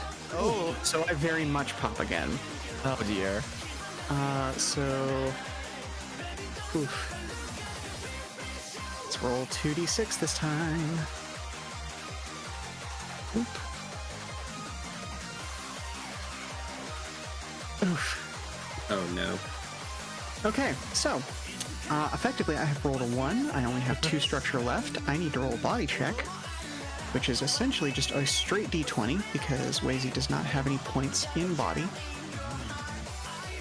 Or she's stunned until the end of the next turn. On a failure, so a 9 or less, the car is just destroyed. Oh! The car is just destroyed. Do you go into the lake? Do you take that too tight? I think think what happens there is actually she goes to steer and does not have any traction and just goes whoop, through the guardrail. And for the sake of simplicity, I'm not going to make her a road hazard here. But you all absolutely see Daisy like flip the gull wing door up at the last minute and dive as the Kestrel goes in a straight line through that guardrail and just off into the trees. Carmine looks at Wazy. Die? Question mark. It's kind of hard to tell from this distance. It's isekai back into her own world. It's Alright. just 2 turns. Mhm. At least I'm not going third. We are going to. There's a sequence of things. We are going to hit coast, reducing my heat by 2 times my exhaust / intake. That is. So I reduced my heat by 6, going down to 4. We're back in safety space. As a free action, I'm going to increase. Oh, sorry, we have to do a number of things here. We're going to lower our transmission gear by 1 setting, going down to 4 to 10, reducing my speed to 7, and then I activate my free action of smooth move cruise control, increasing my speed by half my acceleration, which bumps up by 5 to 13, to 12, to 12. So we're not fully bottoming out yet. We move at speed 12. I guess that gets me into at least that first corner. 1, 2, 3, 4, 5, 6, 7. I do the corner check. As we go into that corner check, I remember that I have a talent. Thank you for reminding me, Gada, that there is a talent that I can look at, because I super didn't. Did you know there's mechanics in this game? No. Maybe more than my brain can handle. I am not a very smart child. We gain additional accuracy and control checks when entering a corner, meaning that disadvantage is cancelled out. God bless. 1d20 plus my handling. My handling is currently 6. And it's a My DC speed 16. currently 12, so I'm trying to beat a 16. Reasonable odds will do it. We match it. We don't die. My turn ends here, though, so I do not catch up to Ace, and I have a feeling you're done here. You're on a straightaway. On a straightaway, I'm at speed 16, which I think means 1, 2, 3, 4, 5, 6, 7, 8, 9, 10, 12, 13, 14, 15, 16. I'm nearly at the end, so... Do you just immediately hit that? I mean, no. I mean, I can though, because I can just Use go, the boost to get through! literally as Leviathan just my chat use the boost to get through, so I can literally just floor it. I mean, if you wipe out on that +4 corner past the ending, you absolutely drive into the lake. Even if you win. I am. Do we have to do the corner? Do we have to do the corner? I guess we No do have to do the corner. cowards. Yeah. Okay. Fuck. I mean, if you don't do the corner, it's time for the fishes. It's true. It's true. Okay, I'm gonna do a quick action of hit the gas, just so I'm not going that ridiculous. But then also, because of my... sorry, I'll just do some quick head maths with a S. Just got a drag of 2.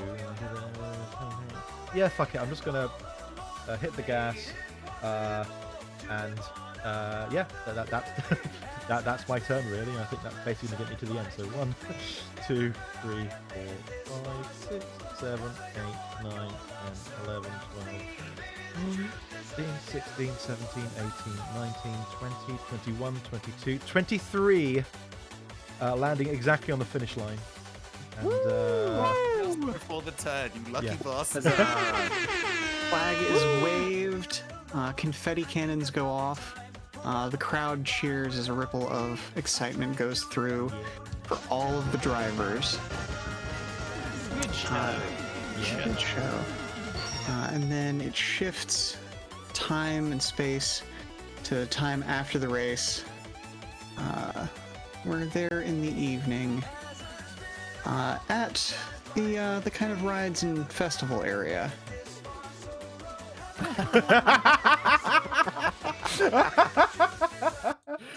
Oh dear. Yep. Beautiful. There's a reason I needed to borrow those assets. That's fine. That makes sense. I have a friend who cosplays as Max Galactica, and he's. Oh my goodness! Very amazing. Funny, so yeah. Perfect. With, you can all have met up afterwards. Oh, and actually, let me get rid of that turn order thing for you real quick here. Maybe. Oh no! Oh no! It's stuck. There we go. Okay, good. Yeah, so let me know. Do y'all want to all meet up as professionals? Do y'all want to be salty about it and have your own ending scenes, or where are we at? Is it snowing like in like as the scene suggests? It starts. I mean, we'll say it's powder snowing. Sure. Yeah. It's a little bit of late, like early spring, late winter, a little bit of powder there, just for a nice evening way to cap it off. Ace. Mike. Ace. Oh, yeah, go ahead. No, you go first. No, I was gonna say Mike is actively pouting up at the sky because now it snows after the race when he could have used it. Same. He's not mad about coming in third. He's mostly mad that at no point did he really get a chance to show off the Brumby. Mm-hmm. So he's being like he's a large, imposing man, but he's visibly pouting like a child. Aww. Oh, don't be too upset. I'm sure with some modifications you could have just driven across the lake bed. He looks at Carmine with dead seriousness in his eyes, and he goes, "Yes," and immediately pulls out a small notepad and starts scribbling away. Ace, you find a disposable coffee cup inserted into your hand wherever you're standing. Where are you? I am sure. Why not? I'm here. Who knows? I'm coming towards you. I guess I have drinks for. As the victor, I'm very happy. It turns out Wazy, even though she looked at my car, didn't help her as she fucking just drove out like Dick Dastardly or something like that. And so I've got a couple. Yeah, I got a couple of flutes of champagne, and somehow I'm balancing a third one on my head, and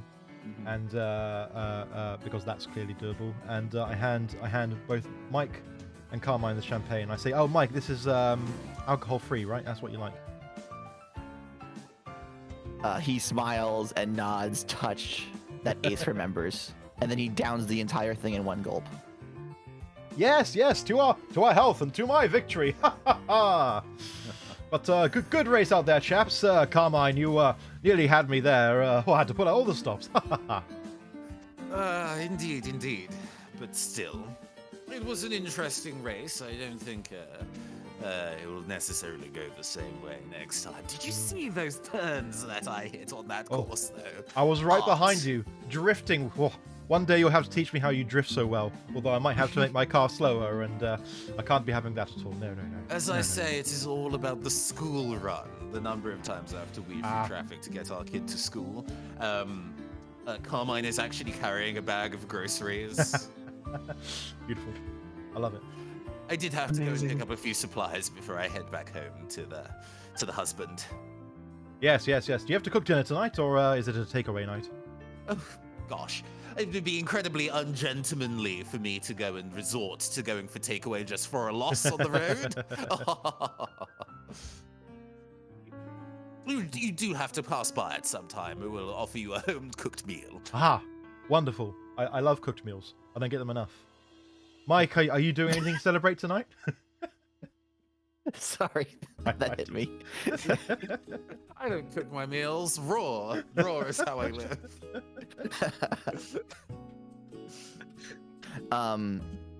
He turns around and he says, actually, I have somewhere very important that I need to be. And he looks across the way, and I'd like to imagine that he's like aware of where the woads are. And he makes like an eye contact and gives another one of those like emotionally important smiles to who he thinks is the Woad who gave him the advice, but he has no idea. Yeah.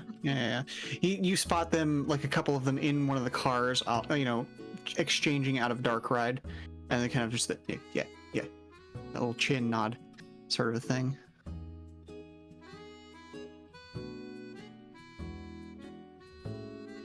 We all look up at the sky simultaneously as it pans up as we see the snow falling down. Yep. Beautiful. And there is one last thing to cap off the evening: fireworks. One in the shape of each of the main cars for the evening. Beautiful. Thanks for playing. Wonderful. That was great. Thank you, Sheila. Thank you very much for inviting me to do it. Honestly. No, Yeah, yeah. snaps for Sheila. Yeah. This was great fun. Thank you. Thank you. I'm glad everybody enjoyed. I know it's a different experience from what most of you play most of the time, so I appreciate you being here and helping me test out this new system. Why did you make me count numbers? It's fine. I play too much. Evil. I play too much D&D, so I'm all right with all these numbers. You know, this is fewer That's numbers fair. than normal. Oh, I see how it is. Yeah, I'm sorry, guys. I'm I sorry. have never remembered to add that proficiency score. Never in my life. It does not exist. All my rolls are worse by default. Don't even get me started. You've seen my Twitter. Yes. Folks, head to at Farmagada to learn all about the wonders of Wizards of the Coast and Dungeons and Dragons. Oh, hey, the collab command did work. hey. It's because I moved it. There we go. But yes, yep, I need to get this game now. Obviously, it's free, everyone, and the highlighted message let's has post the link. again. So, but we can post it again. Yeah. There we go. Wow. Okay. Yeah. Double links. There we go. But yeah, folks. Again, let me move back to my main desk. Whoa.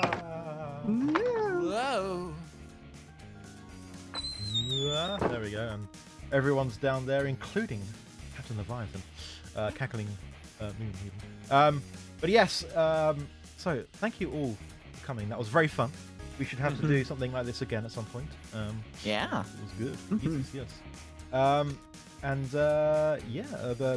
Before we go, everyone, do you have anything you'd like to plug? Oh, obviously Sheila would like to plug PROTODRIVE and other TTRPGs, I assume.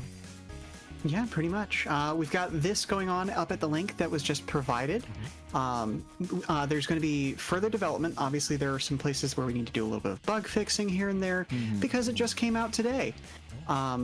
It's currently available for free or pay what you want, whichever it is. Eventually, there may be a paid version of it, depending on how much art we're going to be able to put into the book. There's a whole lot of stuff to be figured out. But until then, it's absolutely free. Everybody should come check it out. Let us know what you think. We are going to be adding more cars and more parts as development continues to increase the variety. And as you can see, everything is basically cross-compatible with everything else. So I'm looking forward to some really, really interesting builds out there in the world. Yes, looks great. Gada, would you like to promo any of your stuff? You can find me on Twitch, Twitter, and itch.io as Farmergata. I write some games myself, nothing quite this large. And I actually just recently got an overhead arm for my desk, so I'm actually planning in the near future doing some IRL TTRPG reviews of some of the books in my collection. Nice. So do give me a follow to be notified when I plan to do one of those. Delightful. Caster, please promote all the many things that you do. Hi, hello. I am your androgynous AI game show host from the future, caster, tabletop RPG designer, streamer, voice actor, and general internet ne'er-do-well. Thank you very much for having me on this show. At the moment, the biggest thing to plug is that one of my games is part of an itch.io bundle, Trans Witches Are Witches. Hell yeah. 69 games, 69 pieces of artwork, developed by 56 different creators, all about magic and wizardry. My game that I'm offering in that list, Ballad of Conjurers, is a tabletop RPG that channels the what I call adventure opera melodrama of JRPGs of the early 2000s. So if you are a Golden Sun fan, or a Skies of Arcadia fan, or if you're nasty, a Baton Katos fan, this is the tabletop RPG for you. Beautiful. Do you have Motoi Sakuraba driving battle music to go with it, though? I mean, when we've streamed it before, yes. Yes. Perfect. Wonderful. I know what I'm about. Excellent. I'm glad. Cackling Moon. I guess also you are the co-developer of PROTODRIVE. Is there anything else you would like to promote? Please do. No, but thank you for inviting me. The link to my Instagram is all I got. Cool, and that is up in that color thing. Well, folks, thank you so much, everyone, for coming. I should probably find someone to raid. Is anyone, you folks, there's already a suggestion in the Discord. Oh, yes. Yes. Let me go grab the Discord. There we go. I know Leshy. Yeah. Yeah, sure. Let's go with Leshy. It's weird how tight this circle is, isn't it? Yeah. Second anniversation, fantastic. Yeah. Everyone knows everyone. Tabletop VTubers is like a surprisingly small group. I bet. But yes, folks, thank you for coming. That's the end of today's stream. But tomorrow is the start of the main Donathon, and it's a big party game thing, starting at 8 p.m. Let me bring up my little promo image again. That's the wrong promo image. That's for today. That's over. It's done. This is for now. So yes, and thank you for everyone who's donated so far and raised the timer up to 7 hours, which means if I did it properly, I would finish at like 3 a.m. On Monday morning, but I might not do it that way. But either way, thank you so much for donating so far. The big donathon starts 8 p.m. tomorrow, 3 p.m. ET, 12 p.m. Pacific time, and it's just going to be like games with chat and guests. It should be a fun, chill time. I put Mario Kart 8 DX down there. I don't think everyone coming has that, so we might not be playing it. Depends on how things go.